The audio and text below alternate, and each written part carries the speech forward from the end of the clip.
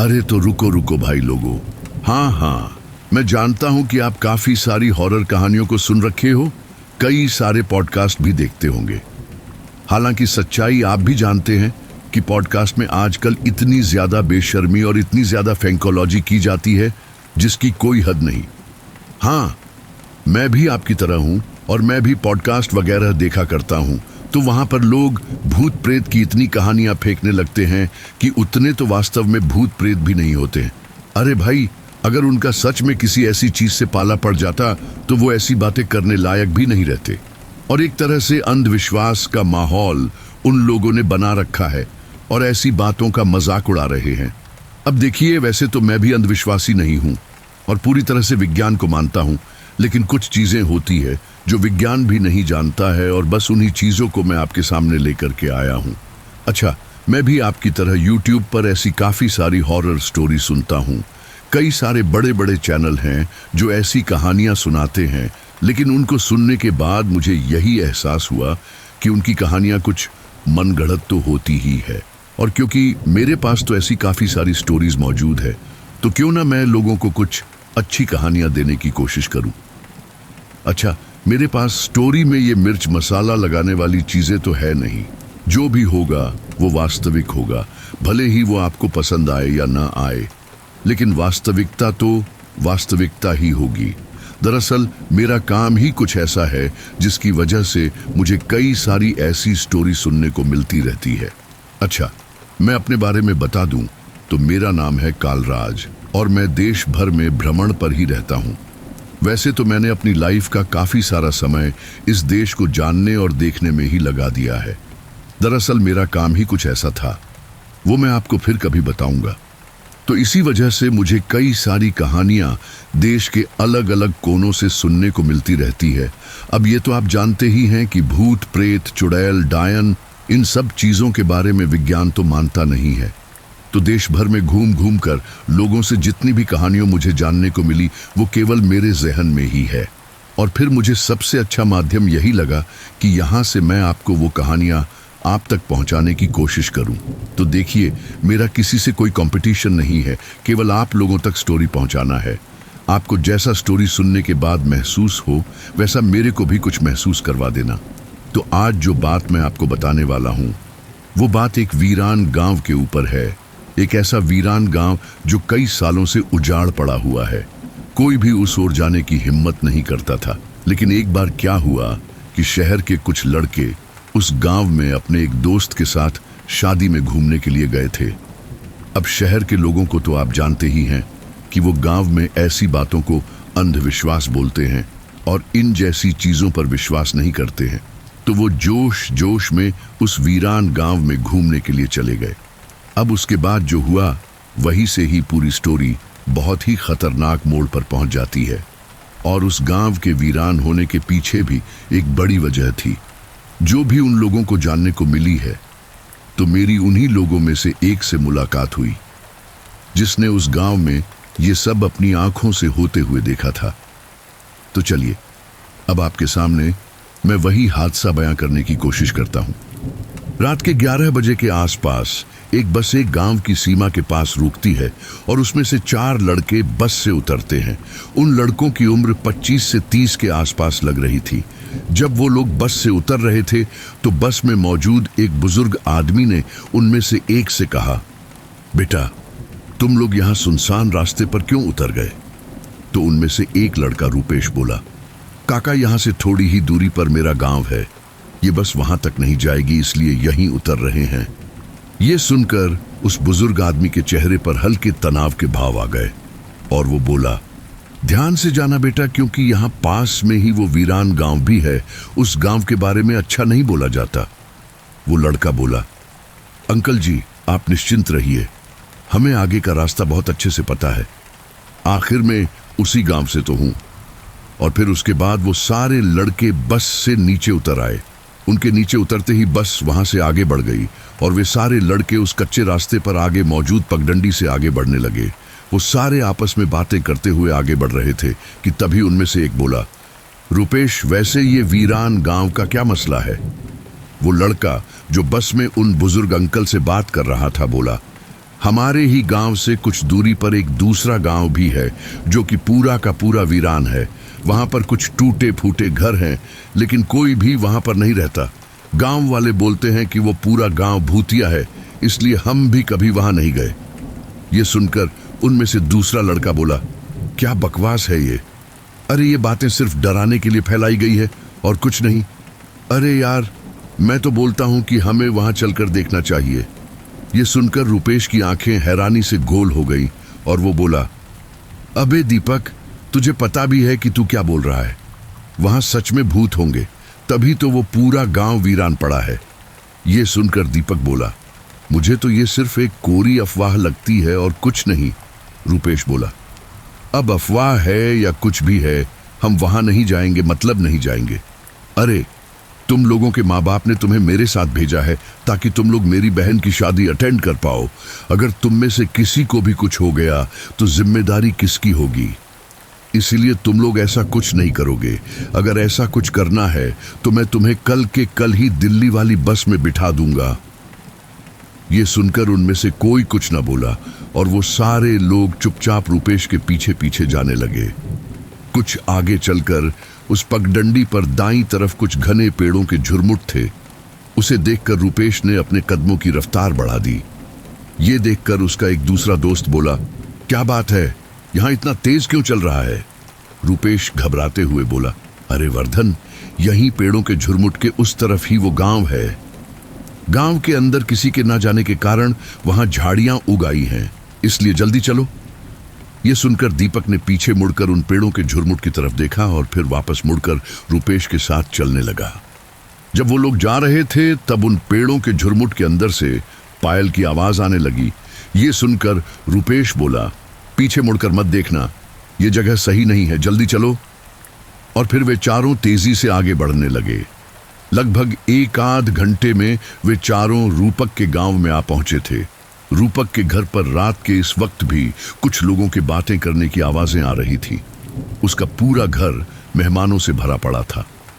घर आते ही रूपक ने अपने माता पिता के पैर छुए और फिर नहा धोकर खाना खाने बैठ गए। उन चारों ने छक कर खाना खाया, क्योंकि हॉस्टल का बेस्वाद खाना खा खाकर वो लोग ऊब जो चुके थे। खाना खाने के बाद उन चारों का बिस्तर छत पर बाकी मेहमानों के साथ लगा दिया गया। सफर से थके हारे आए वो चारों ही बिस्तर पर पड़ते ही सो गए। अगले दिन उनके घर कुछ रस्में हुई। उन रस्मों के पूरा होने के बाद रुपेश के पिता ने रुपेश को बाजार से कुछ सामान लाने के लिए कहा।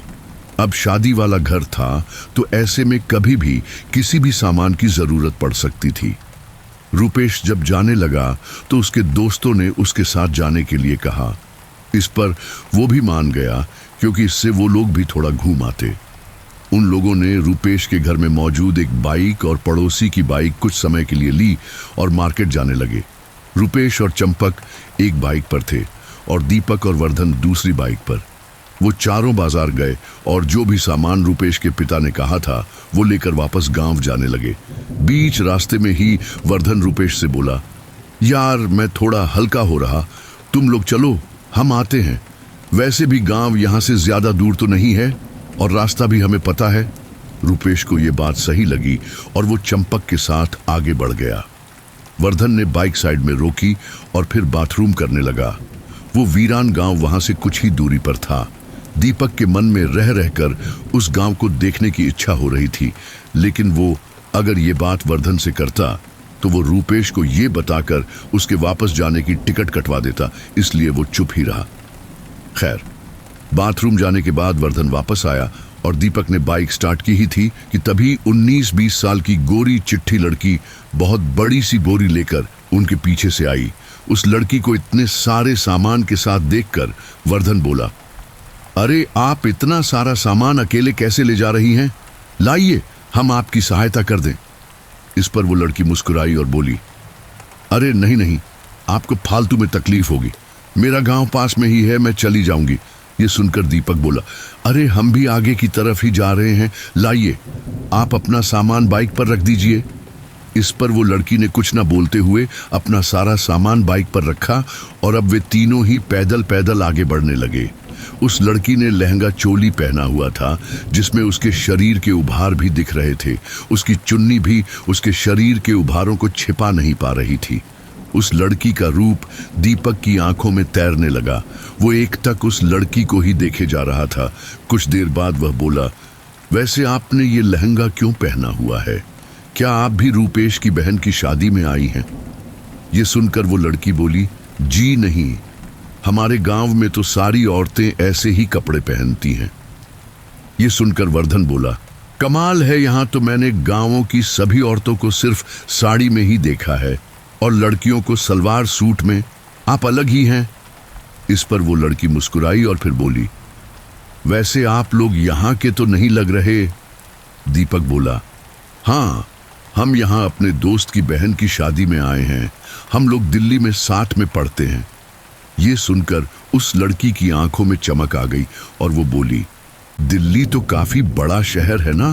किस्मत वाले हो आप लोग जो आपको इतना बड़ा शहर देखने का मौका मिला, वरना हम तो यहीं जन्मे और यहीं मर जाएंगे। ये सुनकर दीपक बोला, अरे आप ऐसा क्यों बोल रहे हो? आप भी दिल्ली में रह सकते हो, बस वहां के किसी लड़के से शादी कर लो, फिर वहीं बस जाना। ये सुनकर वो लड़की कुछ सोचते हुए बोली, अरे मुझे कौन दिल्ली का ब्याहेगा, और अगर मान भी गया तो इतना पैसा मांगेगा कि हम वो दे ना पाएंगे। वे तीनों बातें करते करते उस जगह तक आ गए थे जहां पर पेड़ों के झुरमुट थे और रूपेश ने वहां कोई वीरान गांव होने की बात की थी। उस जगह को देखकर वर्धन के कदम वहीं ठिठक गए, जबकि दीपक उस लड़की के साथ उन पेड़ों के झुरमुट की ओर बढ़ रहा था। ये देखकर वो लड़की बोली, अरे क्या हुआ, आप आगे क्यों नहीं आ रहे?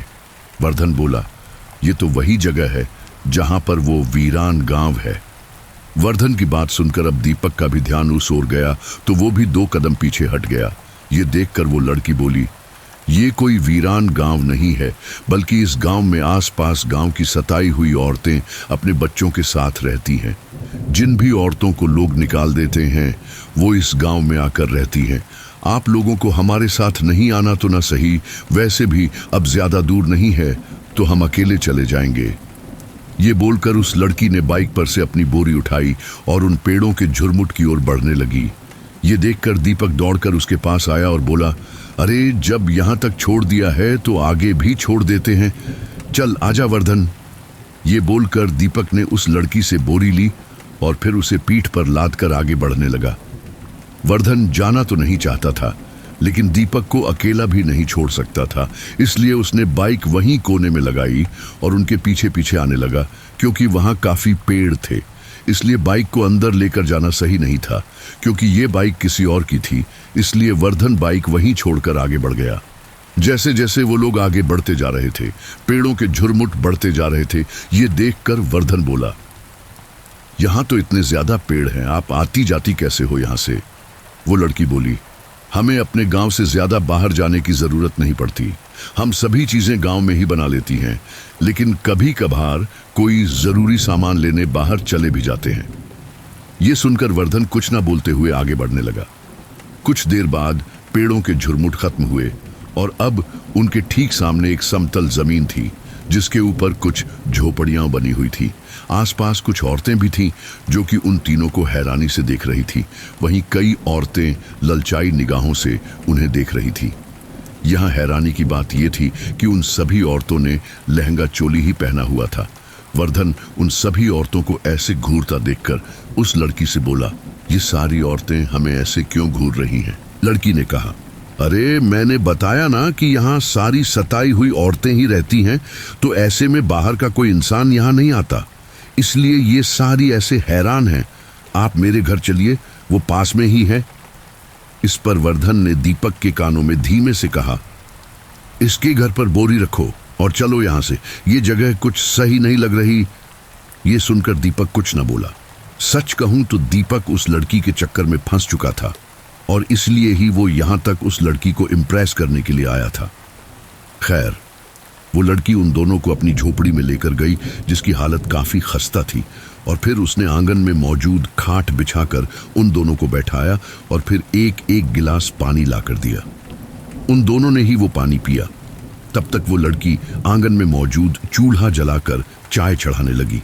ये देखकर वर्धन बोला, ये आप क्या कर रही है? वो लड़की मुस्कुराई और बोली, आप लोगों ने इतनी मदद की मेरी, उसके लिए एक चाय तो मैं आपको पिला ही सकती हूँ।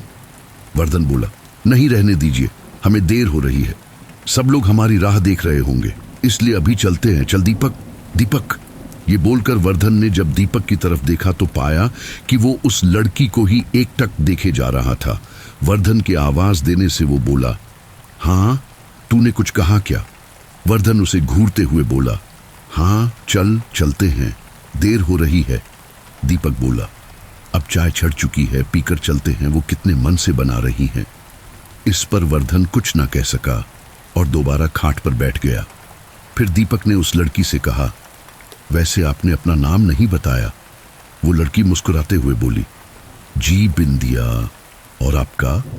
दीपक तपाक से बोला, मैं दीपक और ये वर्धन। उसके बाद वो लोग ऐसे ही बातें करते रहे। कुछ ही देर में बिंदिया ने 2 गिलास में चाय डालकर उन दोनों को दे दी। वर्धन ने जल्दी से चाय खत्म की क्योंकि उसे ये जगह कुछ सही नहीं लग रही थी। चाय खत्म होने के बाद बिंदिया उन्हें वापस मेन रोड तक छोड़ने आई। इस दौरान वो बोली, देखिए, हमारे गांव के बारे में बाहर किसी को मत बताना। सब लोगों की नजरों में ये वीरान ही रहे तो अच्छा है, वरना हमारा ये आसरा हमसे छिन जाएगा। इस पर उन दोनों ने ही हामी भरी और फिर कुछ ही देर में वो दोनों मुख्य सड़क तक आ पहुंचे। वहां आकर वर्धन ने जल्दी से बाइक स्टार्ट की और दीपक को बैठने के लिए कहा। दीपक बिंदिया के साथ वर्धन से थोड़ा दूर था, इसलिए मौका पाकर वो बिंदिया से फुसफुसाते हुए बोला, बिंदिया, कल तुम मुझे दोबारा मिलोगी, मैं यहीं आऊंगा तुमसे मिलने। इस पर बिंदिया ने शर्माते हुए हाँ कर दी। ये सुनकर दीपक कुछ कहता, उससे पहले ही वर्धन की एक तेज आवाज उसके कानों में पड़ी, दीपक, जल्दी चल। ये सुनकर दीपक जल्दी से आगे बढ़ गया और बिंदिया उसे जाता देखती रही। कुछ देर बाद वर्धन बोला, जल्दी से निकलो यहां से, ये जगह कुछ सही नहीं लग रही। ये सुनकर दीपक मुंह बनाते हुए बोला, तू ऐसा क्यों बोल रहा है? कितने तो अच्छे लोग थे वो। वर्धन बोला, खाक अच्छे लोग थे, तूने देखा नहीं वहां लोग हमें कैसे घूर रहे थे। अगर हम ज्यादा देर वहां रहते तो पता नहीं हमारे साथ क्या होता। वहां आज के बाद हम कभी नहीं जाएंगे। मुझे तो वो गांव बहुत ही ज्यादा अजीब लगा। कुछ देर बाद दीपक कुछ सोचते हुए बोला, चल ठीक है, लेकिन हम इस बारे में किसी को भी नहीं बताएंगे कि हम इस गांव में गए थे, वरना वे लोग हमें वापस भेज देंगे। इस पर वर्धन कुछ ना बोला, लेकिन मन ही मन वह भी यह जानता था कि अगर उसने ये बात किसी को भी बताई तो उसे बहुत डांट पड़ेगी, इसलिए उसने भी चुप रहने में ही अपनी भलाई समझी। खैर, वो दोनों वापस गांव आ गए। उन्हें काफी समय लग गया था, इसीलिए रुपेश ने उनसे कहा, कहाँ रह गए थे तुम दोनों? हमें पता है कितनी चिंता हो रही थी। इस पर वर्धन ने झूठ बोल दिया, अरे बस थोड़ा गांव के बाहर का नजारा देख रहे थे, फिर पता नहीं कब समय मिलेगा यहां आने का, इसलिए। ये सुनकर रुपेश और बाकी सारे वापस अपने काम में लग गए, लेकिन दीपक के मन में तो अब बिंदिया से वापस मिलने की योजना बन रही थी। अगली सुबह सारे लोग जब अपने अपने कामों में लगे थे, तब दीपक रुपेश के पास आया और बोला, यार, मैं थोड़ा गांव घूम आऊं? रुपेश बोला, हाँ ठीक है, लेकिन जल्दी आ जाना। ये सुनकर दीपक जल्दी से वहां से निकल गया। वो तेज कदमों से चलते चलते गांव के बाहर उस जगह पर आ गया जहां बिंदिया का गांव था। दीपक ने उन पेड़ों के पास आकर बिंदिया को आवाज दी, बिंदिया, बिंदिया। कुछ देर बाद पेड़ों के झुरमुट के पीछे से बिंदिया बाहर आई और फिर दीपक बोला, बड़ी मुश्किल से मैं सबसे झूठ बोलकर यहां आया हूं ताकि तुम्हारे साथ थोड़ा अकेले समय बिता सकूं। ये सुनकर बिंदिया बस हल्के से मुस्कुरा दी। वे दोनों ऐसे ही बातें कर रहे थे कि तभी दीपक बिंदिया को गलत तरह से छूने की कोशिश करने लगा। बिंदिया ने उसे रोका और फिर वहां पर बिल्कुल खामोशी छा गई। थोड़ी देर बाद वो बोला, वैसे ये गांव वाले ऐसा क्यों बोलते हैं कि तुम्हारा गांव वीरान पड़ा है, जबकि यहां पर तो तुम लोग रहते हो? बिंदिया बोली, तुमने हमारे गांव में किसी भी पुरुष को देखा है? नहीं ना। असल में बात यह है कि गांव में औरतों के साथ अत्याचार बहुत आम बात है। किसी का पति मर जाता है तो फिर उस औरत का जीना हराम हो जाता है। किसी के वहां लड़की पैदा होती है तो फिर उसको भी बहुत प्रताड़ित किया जाता है। अलग अलग कारण होते हैं। हमारे गांव में वह सारी औरतें होती हैं जिन्हें अपने ही घर वाले बाहर निकाल देते हैं। उनका आसरा यही गांव है। लेकिन अगर बाकी लोगों को इस गांव के बारे में पता चला तो हमसे हमारा ये आसरा भी छिन जाएगा। दीपक बोला, चिंता मत करो, मैं इस बारे में किसी को भी नहीं बताऊंगा। ये सुनकर बिंदिया काफी खुश हुई और फिर बोली, इसी बात पर मेरे घर चलिए, मैं आपको अपने हाथों से कुछ बनाकर खिलाती हूँ। ये सुनकर दीपक उसके साथ उसके गांव में आ गया। दीपक के वहां आते ही गांव की औरतें अजीब तरह से दीपक को घूरने लगी। दीपक ये सब देख ही रहा था कि तभी अचानक एक महिला दीपक की ओर बढ़ने लगी। बिंदिया ने उसका हाथ पकड़कर रोका और फिर ना में अपनी गर्दन हिला दी। दीपक को यह बहुत अजीब लगा, लेकिन वो कुछ न बोला। कुछ देर बाद बिंदिया दीपक को अपने घर ले आई और फिर चूल्हे पर कुछ पकाने लगी। इस दौरान आसपास की सारी महिलाएं बिंदिया के घर के बाहर जमा हो चुकी थी। वो सारी लगातार दीपक को ही घूरे जा रही थी। कुछ देर बाद बिंदिया ने उसे गरम गरम खीर दी। दीपक ने वो खीर खाना शुरू किया। दीपक ने जैसे ही खीर का पहला निवाला खाया, बिंदिया के चेहरे पर एक भयानक मुस्कान तैर गई।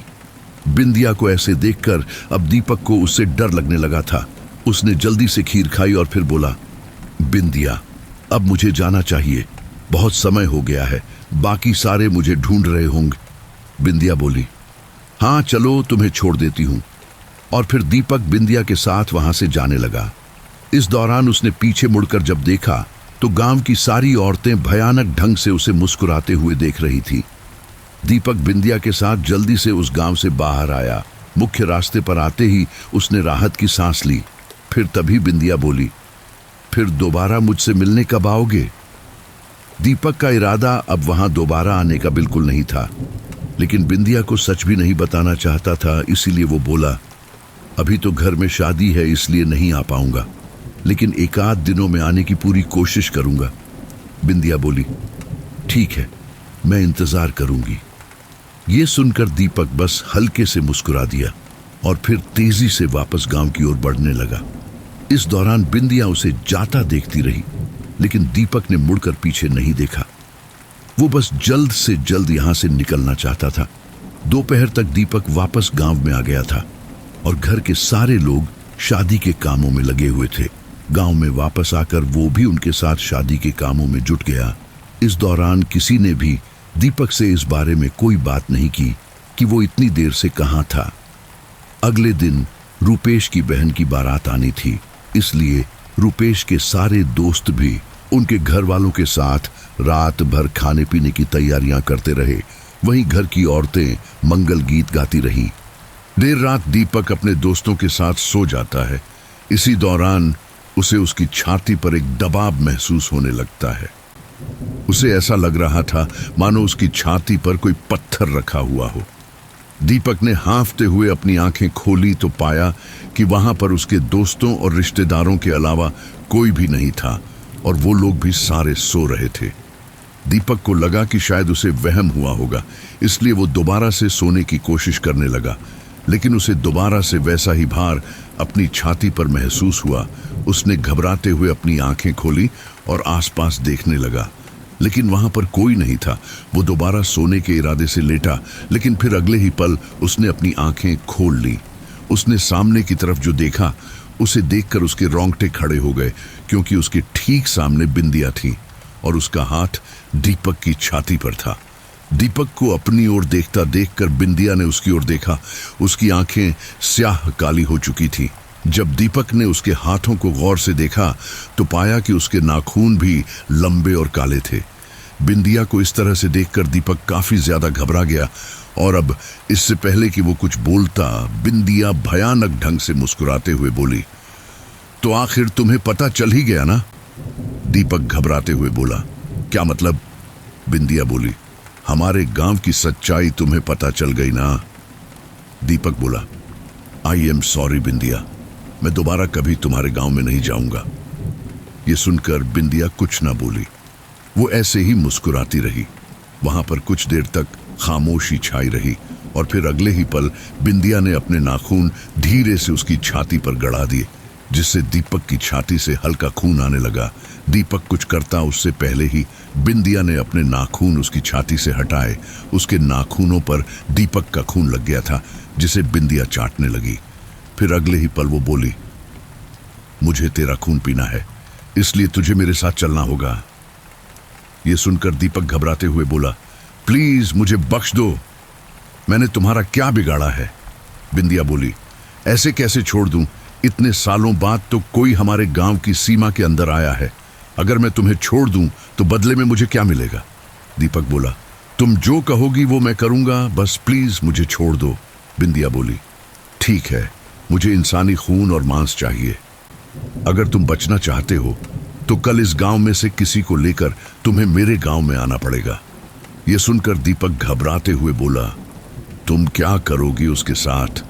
बिंदिया बोली, वही जो तुम्हारे साथ करना चाहती हूं। उसका खून पीकर उसके मांस का भक्षण करूंगी। तुम्हारे पास आज रात तक का समय है। अगर कल तुम किसी को लेकर नहीं आए तो मैं तुम्हें नहीं छोड़ने वाली। बोलकर बिंदिया वहां से गायब हो गई। वहीं दीपक के माथे पर चिंता की लकीरें उभर आईं।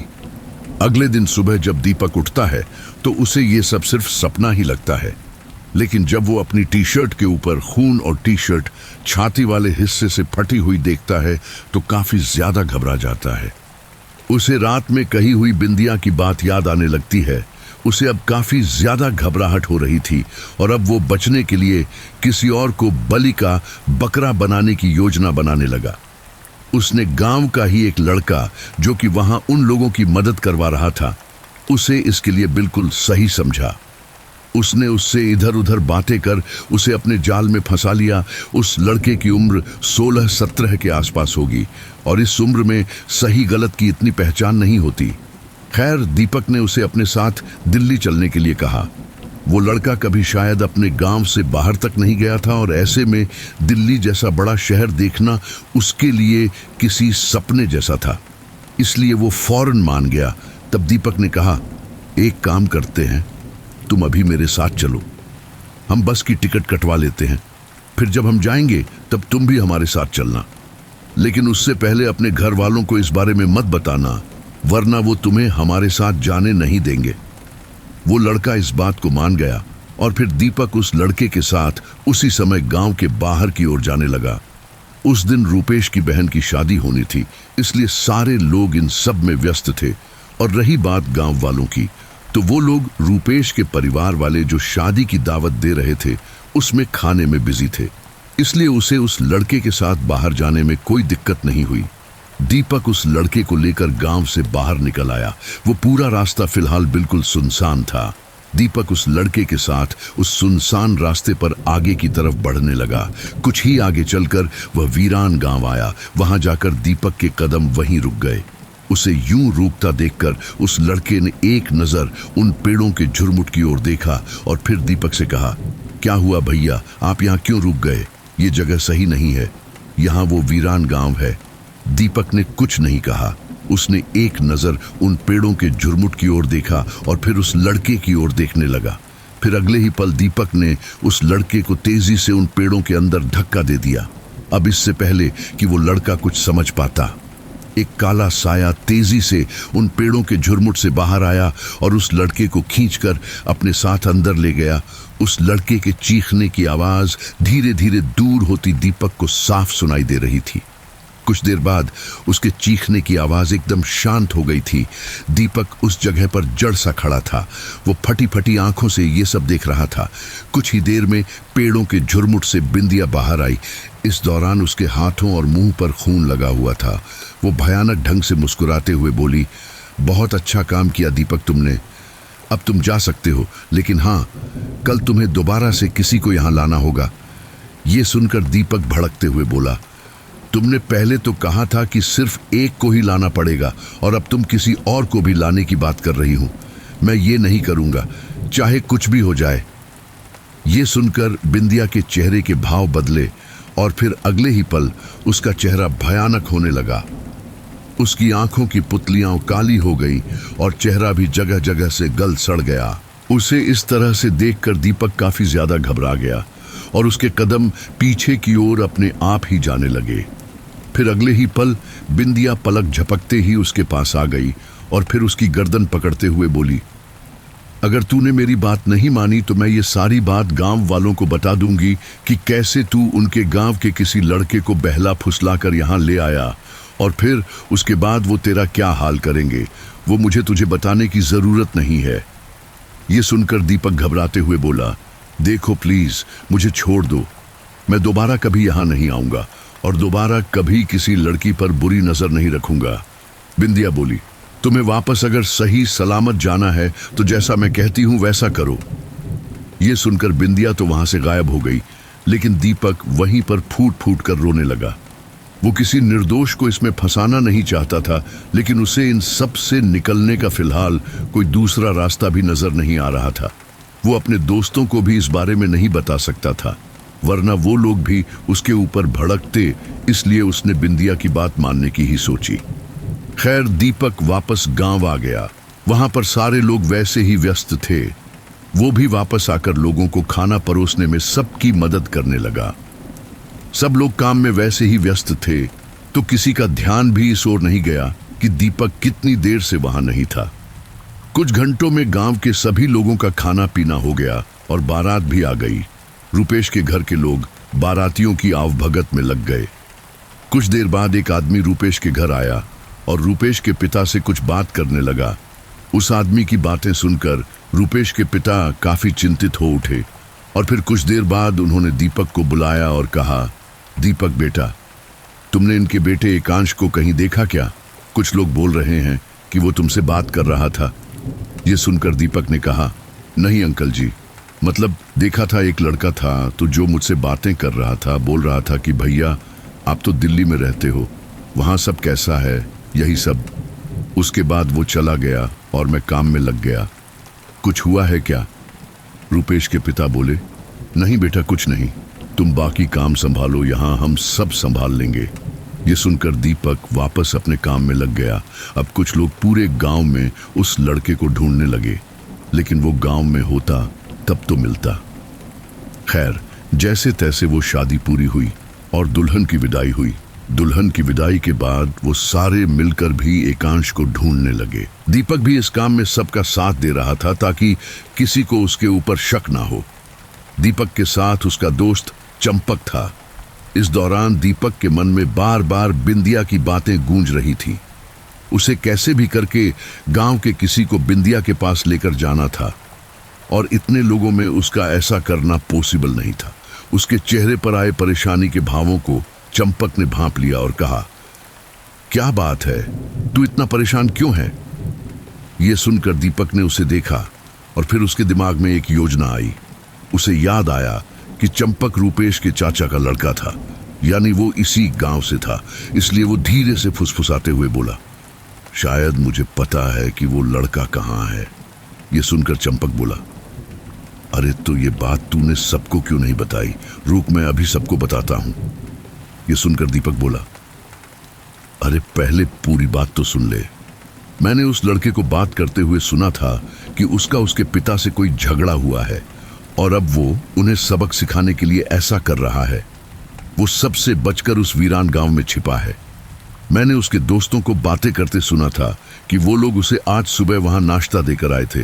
यह सुनकर चंपक हैरानी से बोला, अरे तो चल, ये बात सबको बताते हैं, सब लेकर आएंगे उसे। दीपक बोला, अरे मेरी बात सुन, अगर हमने सबको बताया तो कोई हमारी बात नहीं मानेगा, क्योंकि वो उस वीरान गांव में छिपा बैठा है ना, और यार वो बच्चा है, बचपने में ये सब कर रहा है। अगर सभी लोग वहां पहुंचकर उसे ले भी आए तो अगली बार ना जाने कहां छिपे। इसीलिए मैं तो बोलता हूं कि हम उसे समझा बुझाकर लेकर आते हैं। चंपक बोला, लेकिन वो गांव शापित है, अगर कोई खतरा हुआ तो। दीपक बोला, अरे वो बच्चा रात से वहां छिपा बैठा है और उसके दोस्त मिलकर आ रहे हैं उससे बार बार। उन्हें तो कुछ हुआ नहीं, हमें क्या होगा? चंपक को उसकी बात जच गई और वो सबसे छिपते छिपाते हुए गांव से बाहर की ओर जाने लगे। उस वीरान गांव के सामने मौजूद पेड़ों के झुरमुट को देखते ही दीपक चंपक से बोला, चल अंदर चलते हैं। चंपक ने एक पल के लिए तो उन पेड़ों के झुरमुट की ओर देखा और फिर कहा, यार ये जगह कितनी खतरनाक लग रही है। मैं तो हमेशा से इसके पास से निकलने से भी डरता था। दीपक बोला, कोई खतरनाक नहीं है, चल आजा, मैं हूं ना तेरे साथ। ये सुनकर चंपक ने एक गहरी सांस ली और फिर दीपक के साथ उन पेड़ों के झुरमुट के अंदर आकर आगे बढ़ने लगा। कुछ ही देर में किसी ने चंपक को घसीटकर उन घने पेड़ों के अंदर ले लिया। ये देखते ही दीपक तेजी से उन पेड़ों के झुरमुट से बाहर की तरफ भागने लगा। इस दौरान चंपक की चीखें उसे साफ सुनाई दे रही थीं। कुछ देर बाद वो चीखें बंद हो गईं और अब तक दीपक भी उन पेड़ों से निकलकर मुख्य रास्ते पर आ गया था। तेजी से बाहर निकलने के कारण वो बुरी तरह हाँफ रहा था। उसकी तेज तेज सांसों की आवाज उस सुनसान रास्ते पर गूंज रही थी।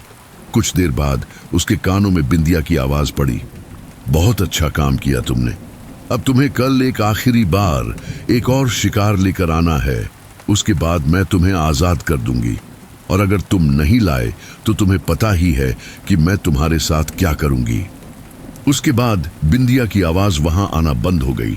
दीपक वहां खड़े खड़े अपने किए पर रो रहा था, क्योंकि आज उसकी वजह से 2 लोगों की जान जो गई थी। खैर, दीपक ने जैसे तैसे खुद को संभाला और फिर वापस तेजी से गांव के अंदर की ओर बढ़ने लगा। वहां आकर वो दोबारा से एकांश को ढूंढने का नाटक करने लगा। शाम होने को आई थी, लेकिन अभी तक एकांश नहीं मिला था, इसलिए सब लोग वापस घर आ गए। गांव के कुछ लोग गांव की चौपाल पर इकट्ठा हुए और एकांश को ढूंढने की योजना बनाने लगे। काफी देर सोचने विचारने के बाद सब लोग इस नतीजे पर पहुंचे कि एकांश अपनी मर्जी से ही कहीं गया होगा। शायद उसे उसके घर वालों की कोई बात बुरी लगी हो, जिससे नाराज होकर वो चला गया होगा।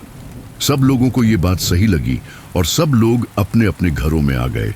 इस दौरान चंपक को वहां न पाकर रुपेश ने दीपक से पूछा, ये चंपक कहीं नजर नहीं आ रहा? दीपक ने आसपास देखा और फिर कहा, होगा यहीं आसपास, कोई छोटा बच्चा थोड़े ही है जो गुम हो जाएगा।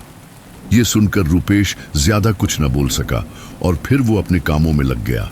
वहीं दीपक इस बारे में योजना बनाने लगा कि आखिर अब किसको बिंदिया के गांव तक लेकर जाए।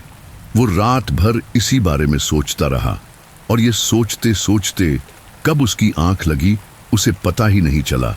कुछ देर बाद कुछ लोगों का शोर सुनकर उसकी आंखें खुली तो उसने पाया कि सब लोग किसी को शायद ढूंढ रहे थे। कुछ देर बाद वर्धन उसके पास आया और बोला, तूने चंपक को देखा कहीं? दीपक बोला, नहीं, लेकिन हुआ क्या? वर्धन बोला, वो मिल नहीं रहा, पता नहीं कहां चला गया। दीपक बोला, यहीं कहीं होगा। वर्धन बोला, अरे रात के 11 बजे कहां ही होगा, और आज तो शाम को खाना खाने के समय भी मैंने उसे नहीं देखा, पता नहीं कहां गया। 1 मिनट, वो तो तेरे साथ उस लड़के को ढूंढ रहा था ना? दीपक बोला, हाँ, लेकिन फिर वो बोला कि हमें अलग अलग होकर उसे ढूंढना चाहिए। उसके बाद से तो मैंने भी उसे नहीं देखा। ये सुनकर रुपेश के माथे पर चिंता की लकीरें उभर आईं और वो बोला, ये हो क्या रहा है? पहले एकांश और अब चंपक दोनों ही अजीब तरह से गायब हो गए। ये बिना बताए कहां जा सकते हैं? अब मैं चाचा चाची को क्या जवाब दूंगा? रुपेश इस चिंता में था। वहीं दीपक को ये चिंता थी कि समय रहते इस गांव के किसी आदमी को वहां तक कैसे लेकर जाए। गांव के सारे लोग चंपक को ढूंढते रहे, लेकिन चंपक उन्हें कहीं नहीं मिला। सब लोगों को अब कोई गड़बड़ लगने लगी, क्योंकि गांव के 2 लोग आखिर कैसे गायब हो सकते हैं। सभी लोग इन सब से काफी परेशान थे। उन्हें समझ नहीं आ रहा था कि आखिर ये दोनों कहां जा सकते हैं। तब वर्धन कुछ सोचते हुए बोला, कहीं ऐसा तो नहीं है कि चंपक दिल्ली वापस चला गया हो? रुपेश बोला, ये कैसे हो सकता है? उसका सामान तो यहीं पड़ा है। अगर वो हमें बिना बताए जाएगा भी तो अपना सामान तो लेकर जाएगा। कम से कम हो ना हो वो किसी बड़े खतरे में है। हमें जल्द से जल्द उसे ढूंढना चाहिए और इसके लिए हमें पुलिस के पास जाना चाहिए। ये सुनकर दीपक के चेहरे पर हवाइयां उड़ने लगी। उसे डर सताने लगा कि कहीं वो पकड़ा न जाए, इसलिए वो बोला, लेकिन पुलिस ऐसे ही हमारी रिपोर्ट नहीं लिखने वाली। वो तो यही बोलेंगे कि 24 घंटे से ऊपर जब तक टाइम नहीं होता तब तक वो रिपोर्ट नहीं लिखेंगे। तब हम क्या करेंगे? इसलिए मैं तो बोलता हूं कि तब तक यही गांव में ढूंढते हैं। आखिर जाएगा कहां? सब लोगों को दीपक की बात सही लगी। और फिर वो लोग गांव में हर जगह देखने लगे। हर जगह ढूंढने पर भी चंपक नहीं मिला और अब तक दोपहर भी होने को आई थी। इसी दौरान दीपक के कानों में बिंदिया की आवाज गूंजी, दीपक, तुम कब आओगे शिकार को लेकर? ये सुनकर दीपक के चेहरे पर घबराहट के भाव आ गए और वो बोला, देखो, मुझे थोड़ा समय दो, यहाँ पर सब लोग उन दोनों को ढूंढ रहे हैं। ऐसे में मैं किसी को भी अपने साथ नहीं ला सकता। बिंदिया बोली, मैं कुछ नहीं सुनना चाहती, समझे? आज शाम तक यहाँ लेकर आओ, वरना मैं तुम्हें छोड़ूंगी नहीं। उसके बाद बिंदिया की आवाज उसे सुनाई देनी बंद हो गई। अब दीपक कैसे भी करके किसी को बिंदिया के पास ले जाना चाहता था। वो इस बारे में सोच ही रहा था कि तभी वर्धन ने उसके कंधे पर हाथ रखा। उसे अपने पास देखकर दीपक काफी घबरा गया और अब इससे पहले कि वो कुछ कहता, वर्धन ने उससे कहा, तू किसे अपने साथ लाने के लिए बोल रहा था? दीपक घबराते हुए बोला, मैं तुझे बताना तो नहीं चाहता था, लेकिन अब बताना ही पड़ेगा। हमारे दोस्त चंपक को उस गांव की औरतों ने अगवा कर लिया है और वो चाहती हैं कि हम उन्हें इस गांव का कोई आदमी लाकर दें। अगर हमने ऐसा नहीं किया तो वो चंपक को मार डालेंगी। बोलकर दीपक रोने लगा। ये सुनकर वर्धन बोला, तूने ये बात पहले क्यों नहीं बताई? दीपक बोला, मैं डर गया था वर्धन। उन्होंने मुझे धमकी दी थी कि अगर मैंने किसी को भी बताया या वहां ज्यादा लोगों को मेरे साथ देखा तो वो चंपक को मार डालेंगी। तुम भी ये बात किसी को मत बताना, मैं अपने दोस्त को खोना नहीं चाहता। वर्धन बोला, शांत हो जाओ, एक काम करते हैं, तुम, मैं और रूपेश जाकर देखते हैं।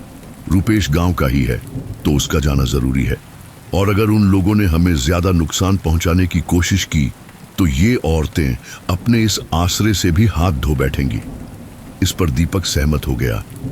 फिर वर्धन ने रूपेश को ये बताकर उसे अपने साथ चलने के लिए कहा। इस पर रूपेश भी उनके साथ चलने को राजी हो गया। उन्होंने घर पर झूठ बोला कि वो लोग गांव के बाहर देखने जा रहे हैं और फिर वो तीनों तेजी से उस रास्ते की ओर बढ़ गए। अब तक शाम होने को आई थी। वो तीनों उस सुनसान रास्ते पर आकर उन पेड़ों के झुरमुट की ओर देखने लगते हैं। फिर वर्धन बोला, इन पेड़ों के उस ओर वो गांव है जहां पर वो सारी औरतें रहती हैं। ये सुनकर रूपेश ने एक नजर उन पेड़ों को देखा और फिर भड़कते हुए बोला, मेरी समझ में ये नहीं आ रहा कि आखिर तुम दोनों यहां आए ही क्यों? मैंने मना किया था ना यहां आने से, फिर क्या खुजली थी तुम्हें? और एक बार आए तो ठीक है, दोबारा यहां क्यों मरने आ गए? दीपक बोला, मैं आना नहीं चाहता था। वो चंपक मुझे यहाँ उस लड़के एकांश को ढूंढते ढूंढते ले आया। फिर यहाँ उन औरतों ने उसे पकड़ लिया। मैंने रोकने की कोशिश की, लेकिन वो औरतें तादाद में ज्यादा थीं और फिर उन्होंने मुझे यहाँ गांव के किसी को लेकर आने को कहा। मेरी समझ नहीं आ रहा था कि कैसे करूं ये, लेकिन फिर वर्धन ने मुझे खुद से बड़बड़ाते हुए देख लिया। ये सुनकर रूपेश ने एक ठंडी सांस ली और कहा, जो हुआ सो हुआ, अब जल्दी से चंपक को लेकर यहां से निकलते हैं। और फिर वो तीनों उन पेड़ों से अंदर की ओर जाने लगे। कुछ ही देर में उन तीनों के ही पैरों में कोई रस्सी जैसी चीज आ गई। वो बंधन उन तीनों को घसीटते को उन पेड़ों के झुरमुट के और अंदर की तरफ लेकर जाने लगे। वो तीनों डर के मारे चीखने लगे, लेकिन उनकी रस्सी नहीं खुली। कुछ ही देर में वो तीनों उन टूटी फूटी झोपड़ियों के ठीक सामने थे। उनके ठीक सामने ही लहंगे चोली में गांव की वे सारी महिलाएं खड़ी थीं, जो कि ललचाई निगाहों से उन्हें ही देख रही थी। बिंदिया उनमें सबसे आगे आई और कुटिलता से मुस्कुराते हुए बोली, बहुत अच्छे दीपक, तुम इस गांव के कई लोगों को यहां लाने में सफल हुए। ये सुनकर वर्धन और रूपेश हैरानी से दीपक की ओर देखने लगे। वहीं दीपक ने नजरें झुका ली थी और फिर उसने बिंदिया की ओर देखते हुए कहा, जैसा तुमने कहा था मैंने वैसा ही किया, अब प्लीज तुम मुझे छोड़ दो। बिंदिया बोली, हाँ हाँ बिल्कुल, तुम यहां से जा सकते हो। बिंदिया के ये बोलते ही दीपक के पैरों की रस्सी ढीली पड़ गई। दीपक ने फिर तेजी से अपनी रस्सी खोली और फिर जाने लगा, लेकिन तभी उसकी नजर उसके दोस्तों के ऊपर पड़ी, जो कि फाड़ खाने वाली निगाहों से उसे ही घूर रहे थे। फिर दीपक ने उनसे कहा, मुझे माफ कर देना दोस्तों, लेकिन अपनी जान बचाने के लिए मुझे जो सही लगा वो मैंने किया। उसके बाद दीपक तेजी से वहां से आगे की ओर बढ़ गया। इस दौरान उसकी आंखों में आंसू थे। वहीं उसके दोनों दोस्त उसे पीछे से गालियां दिए जा रहे थे। दीपक वहां से बाहर निकलने लगा। वो पेड़ों के झुरमुट से लगभग बाहर निकलने वाला था। वो रास्ता उसके ठीक सामने ही था कि तभी उसे उसके पैरों पर जकड़न दोबारा महसूस हुई। उसने जब अपने पैरों की ओर देखा तो पाया कि उसके पैरों में रस्सियां बंधी हुई थीं। अब इससे पहले कि वो कुछ समझ पाता, वो दोबारा पीछे की तरफ खींचने लगा। दीपक बेतहाशा चीख रहा था, लेकिन उसकी चीख किसी ने नहीं सुनी। कुछ ही देर में वो दोबारा अपने दोस्तों के बाजू में आ गया था। वो हैरानी से ये सब देख रहा था कि तभी बिंदिया एकदम तेजी से उसके पास आई और बोली, जब मैंने इतने लोगों का शिकार किया है तो मैं तुझे कैसे छोड़ दूं? ये सुनकर दीपक काफी घबरा गया। वो कुछ बोलता इससे पहले ही वर्धन और रूपेश ने उसे पकड़कर पीटना शुरू कर दिया। इस दौरान गांव की सारी औरतें आसपास खड़े होकर सिर्फ तमाशा देख रही थी। यहां तक कि बिंदिया भी बीच बचाव करने नहीं आई। उन दोनों ने दीपक को मार मार कर बिल्कुल अधमरा ही कर दिया। लेकिन तभी वे दोनों दीपक से दूर हो गए। वे दोनों हवा में ही उठते हुए उससे दूर जा गिरे। फिर तभी बिंदिया बोली, बस बहुत हुआ। मैंने तुम लोगों को खुन्नस निकालने का मौका दिया है। इसका मतलब ये नहीं कि तुम मेरे शिकार को मार डालो। तुम लोगों का अभी जिंदा रहना जरूरी है। और फिर उसके बाद वे तीनों ही और वहां मौजूद अलग अलग झोपड़ी के अंदर जा गिरे। अब उनके पैर पूरी तरह से आजाद थे, लेकिन अब वो उस झोपड़ी के अंदर कैद थे। शाम अब होने लगी थी और अब थोड़ा अंधेरा भी घिरने लगा था। उस पूरे गांव में एकदम मौत जैसा सन्नाटा छाया हुआ था। लेकिन उन तीनों को ये बात समझ नहीं आ रही थी कि आखिर उन अजीब औरतों ने इन्हें अब तक नुकसान क्यों नहीं पहुंचाया था। वर्धन उन औरतों के चंगुल से छूटने के लिए कुछ सोचने लगा। उसने उस झोपड़ी के अंदर छानबीन करनी शुरू की। उस जर्जर हो चुकी झोपड़ी में उसे काफी ढूंढने पर भी कुछ नजर नहीं आया, लेकिन इतना जरूर था कि वो झोपड़ी इतनी मजबूत नहीं थी। अगर वो थोड़ा जोर लगाए तो उस झोपड़ी में से आराम से बाहर निकल सकता है। यही सोचकर वो उस झोपड़ी में पीछे छत को हटाने की कोशिश करने लगा। वो ये कर ही रहा था कि तभी अचानक उसे दीपक के चीखने की आवाज आई। आ! वो आवाज सुनकर एक पल के लिए तो वर्धन सिहर उठा, लेकिन फिर अगले ही पल उसने उस छत को निकालने की अपनी रफ्तार बढ़ा दी। इस दौरान उसके कानों में दीपक के चीखने और करहाने की आवाज निरंतर आ रही थी। कुछ ही देर में उसने वहां एक हिस्से को हटाकर इतनी जगह बना ली थी कि वहां से बाहर निकल जाए। वर्धन को पता था कि अगर वो सामने की तरफ से यहां से भागा तो पकड़ा जाएगा, क्योंकि वो औरतें और दीपक की आवाज सामने की तरफ से ही आ रही थी। इसलिए वो पीछे की तरफ भागा। वर्धन को रूपेश का ख्याल तो था, लेकिन यहाँ स्थिति ऐसी थी कि हर किसी का बचना संभव नहीं था। इसलिए उसने अपनी जान बचाने की सोची। उसके मन में यही चल रहा था कि वो कैसे भी करके यहाँ से निकलकर गांव जाकर सबको लेकर यहाँ आए और रूपेश को बचाने की कोशिश करे, क्योंकि वो अकेला तो इतने लोगों का सामना कर पाने से रहा। वो भागते भागते कुछ आगे गया ही था कि तभी उसके पैरों पर कोई रस्सी जैसी चीज आकर बंध गई और फिर अगले ही पल वो वापस खींचते हुए पीछे की ओर जाने लगा। पथरीली मिट्टी पर घिसटने के कारण उसकी टी शर्ट और पतलून भी पीछे से थोड़ी फट गई थी और इसके कारण उसकी पीठ पर भी काफी चोटें आई थीं। कुछ ही देर में वो वापस उस झोपड़ी के आगे आ गया। अब इससे पहले कि वो कुछ समझ पाता, उसे अपने सामने शव के टुकड़े नजर आए। वो ये देखकर काफी घबरा गया, क्योंकि उस शव के कपड़ों से वो दीपक लग रहा था। उसके ठीक सामने ही बिंदिया खड़ी थी। उसकी खूबसूरत आंखें स्याह काली हो चुकी थी। उसे और दीपक को इस तरह से देखकर वर्धन काफी ज्यादा घबरा गया। उसकी आवाज उसके हलक में ही अटक कर रह गई थी। इतने में ही बिंदिया उसके पास आई और बोली, अपनी मौत से बचकर कहां जाओगे? हाँ।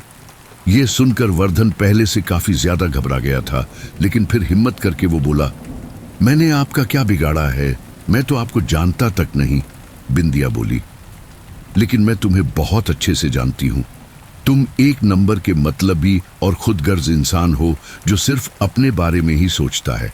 अगर ऐसा ना होता तो तुम अपने दोस्तों को बचाने का सोचते, न कि यहां से भागने का। यह सुनकर वर्धन बोला, अगर मैं सच में ऐसा होता तो उस दिन आपकी सहायता करने के लिए नहीं रुकता। उस समय मेरी आपके ऊपर कोई नीयत भी खराब नहीं थी। वरना आप अकेली थी और हम दो। मुझे नहीं पता कि दीपक के साथ आपकी क्या बात हुई, लेकिन मैं और रूपेश ऐसे नहीं हैं, वरना यहाँ अकेले नहीं आते और मैं यहाँ पर अपने दोस्तों के लिए रुकता। लेकिन मुझे आप सभी की शक्तियों का अंदाजा लग चुका है, जिससे मैं इतना भी जान चुका हूँ कि हम 2-3 लोग आपसे पार नहीं पा सकते। इसलिए मैं यहाँ से निकलकर मदद लेने जाना चाहता था। आपको लग रहा होगा कि मैं झूठ बोल रहा हूँ, लेकिन अब जब मैं मरने वाला हूँ तो झूठ क्यों बोलूँगा। ये सुनकर बिंदिया के चेहरे के भाव बदले। अब उसकी आंखें भी सामान्य थीं। वो कुछ पल के लिए तो खामोश रही और फिर बोली, ठीक है, मैं तुम्हें 2 दिनों का समय दे रही हूँ। इन 2 दिनों के अंदर अगर तुम यहाँ से बच निकले तो अपने दोस्त को यहाँ से ले जा सकते हो। ये सुनकर वर्धन को काफी हैरानी हुई और वो बोला, आप मुझे अभी मारेंगी नहीं? लेकिन क्यों? मैंने तो यहाँ से भागने की कोशिश की थी ना। बिंदिया बोली, हाँ, लेकिन तुम्हारे इरादे गलत नहीं थे, इसीलिए तुम्हें यह मौका दे रही हूं ताकि बाद में तुम्हें यह मलाल ना रहे। यह सुनकर वर्धन कुछ समय तो खामोश रहा, लेकिन फिर अगले ही पल बोला, पता नहीं क्यों मुझे ऐसा लगता है कि आप खुद एक विक्टिम हैं। आपके साथ किसी ने गलत किया क्या? यह सुनकर बिंदिया के चेहरे पर काफी सारे भाव आने जाने लगे। फिर अगले ही पल उसकी आंखें दोबारा से स्याह काली हो गईं। इसी के साथ ही उसके हाथों से स्याह लपटें निकली, जिसने वर्धन को थोड़ा पीछे धकेल दिया। फिर अगले ही पल वो एकदम से उसके पास आई और बोली, तुम्हें इससे क्या? हाँ, तुम्हें यहां से निकलने का मौका तो मिल ही रहा है ना। यह सुनकर वर्धन काफी घबरा तो गया था, लेकिन फिर वो हिम्मत करके बोला, और तुम्हारा क्या? क्या तुम्हें यहां से निकलने का मौका नहीं चाहिए? मुझे नहीं पता कि तुम कितने समय से यहां हो, लेकिन मैं यही चाहूंगा कि तुम भी मेरे साथ यहां से चलो। मैं रूपेश की तरह तुम्हें भी यहां से बचाकर ले जाऊंगा। तुम चलोगी ना मेरे साथ? ये सुनकर बिंदिया अपनी स्याह हो चुकी आंखों से एक तक वर्धन को निहारती रही। वर्धन भी उसे देखता रहा। वहां एकदम खामोशी पसर चुकी थी। तभी बिंदिया बोली, ये नामुमकिन है। मैं यहां से कहीं नहीं जाऊंगी, क्योंकि मैंने खुद ही अपनी इस नियति को चुना है। मुझे मतलबी लोगों के बीच नहीं रहना। वर्धन बोला, कौन सी नियति और क्यों? तब बिंदिया बोली, मैं तुम्हें सब बताती हूं। आज से लगभग 200-300 साल पहले जब यहां पर एक गांव था, ये जो टूटी फूटी झोपड़ियां देख रहे हो, ये उसी समय की है। लेकिन आज ये गांव एकदम वीरान है। इस गांव में जितने भी लोग थे उनको या तो मैंने मार डाला या फिर वो लोग भाग गए। बिंदिया की पूरी स्टोरी में आपको उसी फ्लैशबैक जाकर बताता हूं। दरअसल बिंदिया गांव में अपने गरीब माँ बाप और 2 भाइयों सरजू और घनश्याम के साथ रहती थी। बिंदिया काफी सुंदर थी और गरीबों के घर सुंदर लड़की का जन्म होना वरदान नहीं बल्कि अभिशाप है। बिंदिया के घर वाले उसे ज्यादातर घर पर ही रखते थे ताकि उसके ऊपर ज्यादा किसी की गंदी नजर ना पड़े। लेकिन वो लोग कितनी नजरों को रोकते, इसलिए उन लोगों को बिंदिया की चिंता सताने लगी, क्योंकि वो नहीं चाहते थे कि उनकी बेटी के साथ कुछ गलत हो। इसलिए बिंदिया के 12 साल का होते हैं ही उसकी शादी करवा दी गई। ये वो समय था जब छोटी उम्र में शादी हो जाया करती थी। खैर, बिंदिया शादी होकर अपने ससुराल आ गई। अब चूंकि बिंदिया गरीब घर से थी तो दहेज में ज्यादा कुछ नहीं लाई थी।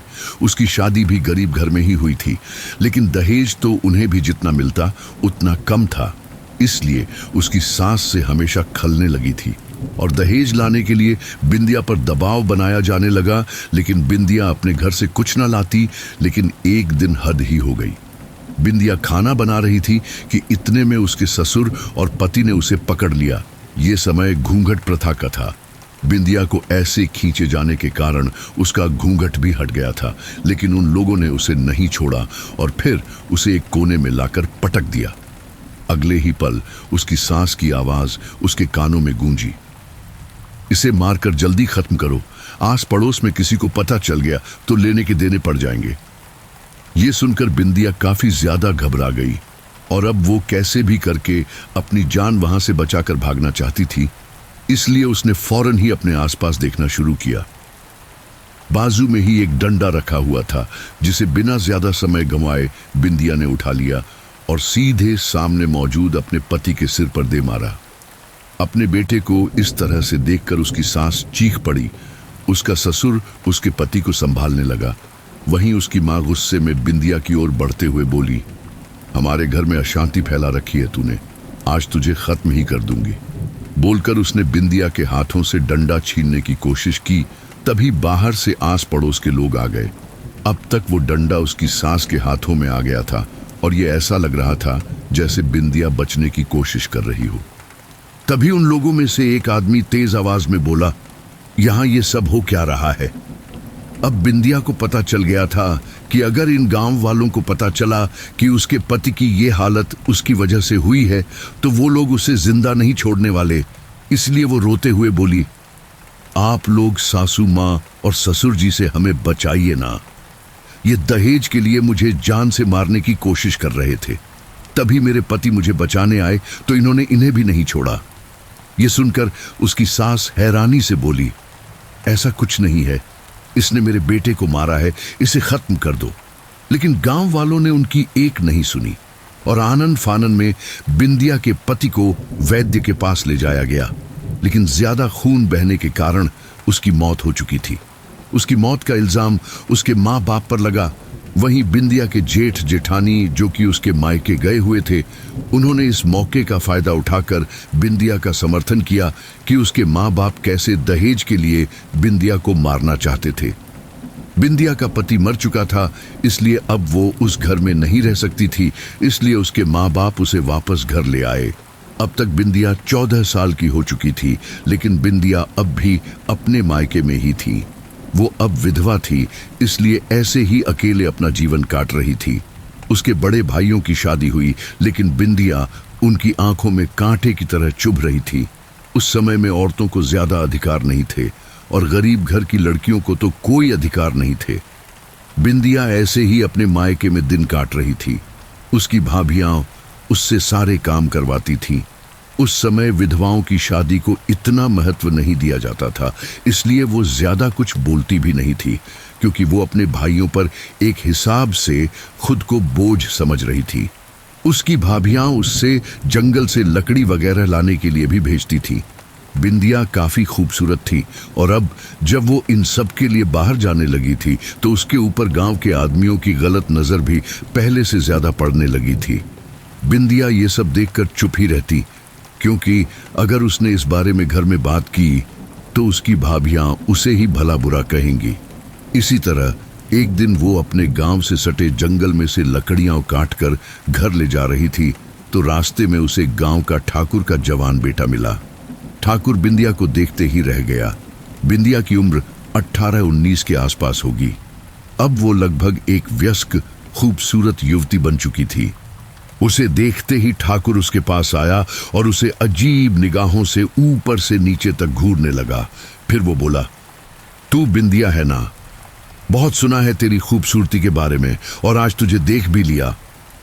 ये सुनकर बिंदिया काफी घबरा गई और वहां से तेजी से जाने लगी। ये देखकर ठाकुर ने उसकी कलाई पकड़ी और उसे खींचने लगा।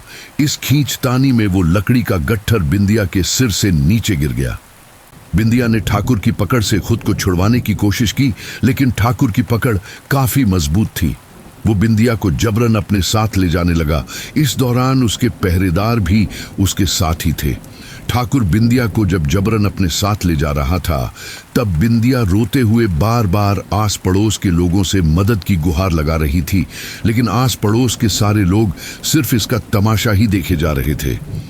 गांव के लोगों में से किसी एक ने इस बारे में बिंदिया के घर पर बताया। ये सुनकर बिंदिया के भाई गुस्से में लठ लेकर जाने को हुए, लेकिन तभी बिंदिया के बड़े भाई सरजू की पत्नी नन्नी उन्हें रोकते हुए बोली, अरे वो पहले ही विधवा है और हमारे ऊपर बोझ है।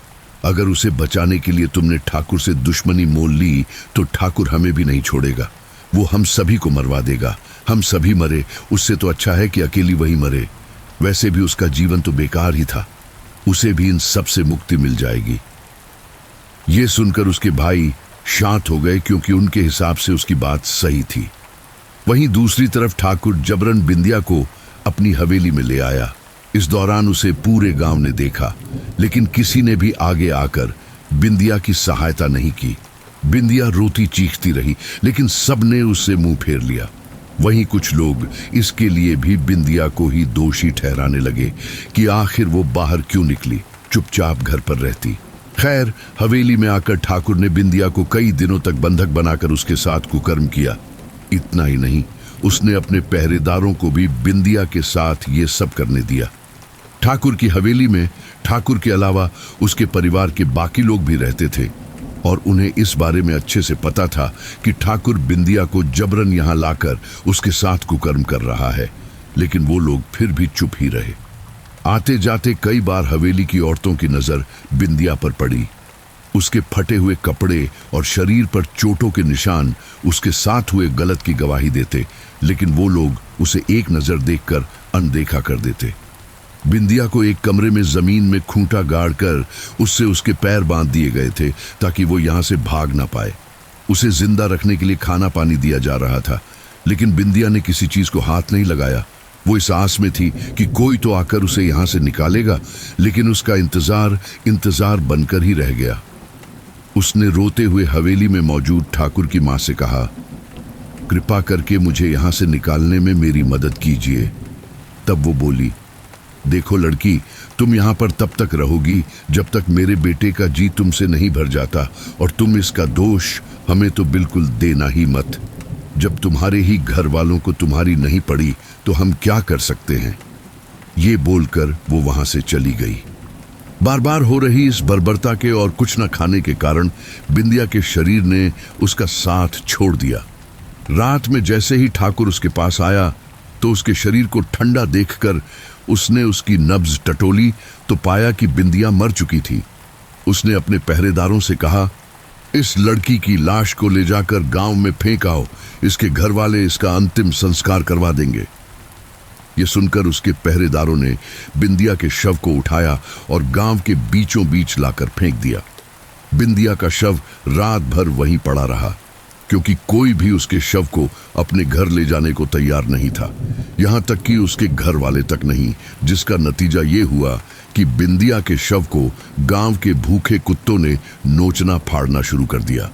अगले दिन गांव के लोगों ने मिलकर बिंदिया के शव का अंतिम संस्कार करने का फैसला किया, क्योंकि उसका शव सड़ने लगा था और गांव के बच्चों के ऊपर इसका गलत प्रभाव पड़ सकता था। उन लोगों ने बिंदिया का अंतिम संस्कार करवाया और अब वे सारे इस बात को भूलकर अपनी नॉर्मल लाइफ जी रहे थे। इसी दौरान एक दिन शाम के समय बिंदिया का भाई सरजू जब अपने खेतों में काम करके वापस जा रहा था, तब उसे एक लड़की की आवाज आई, जीजा जी। वो आवाज सुनकर वो पलटा तो पाया उसके सामने उसकी पत्नी की बहन खड़ी थी, जो कि एक तक उसे ही देख रही थी। उसे देखकर वो उसके पास आया और बोला, अरे वृंदा, तुम यहां कैसे? वो लड़की वृंदा बोली, बस जीजा जी दीदी से मिलने चली आई, वैसे भी गांव तो पास ही में था। सरजू बोला, अरे अच्छा किया, चलो आ जाओ। और फिर सरजू वृंदा को लेकर घर आ गया। अपनी बहन को देखकर सरजू की पत्नी नन्ही काफी खुश हुई।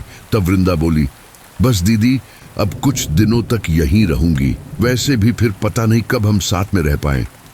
नन्ही बोली, अरे तुझे मैं 1-2 महीने से पहले जाने भी नहीं दूंगी। इस तरह से वृंदा उनके साथ ही रहने लगी। लेकिन एक दिन जब वृंदा नन्ही के साथ पानी भरने जा रही थी, तब ठाकुर की नजर वृंदा पर पड़ी, जिसे देखकर नन्ही काफी घबरा गई और उसे जल्दी से अपने साथ घर ले आई।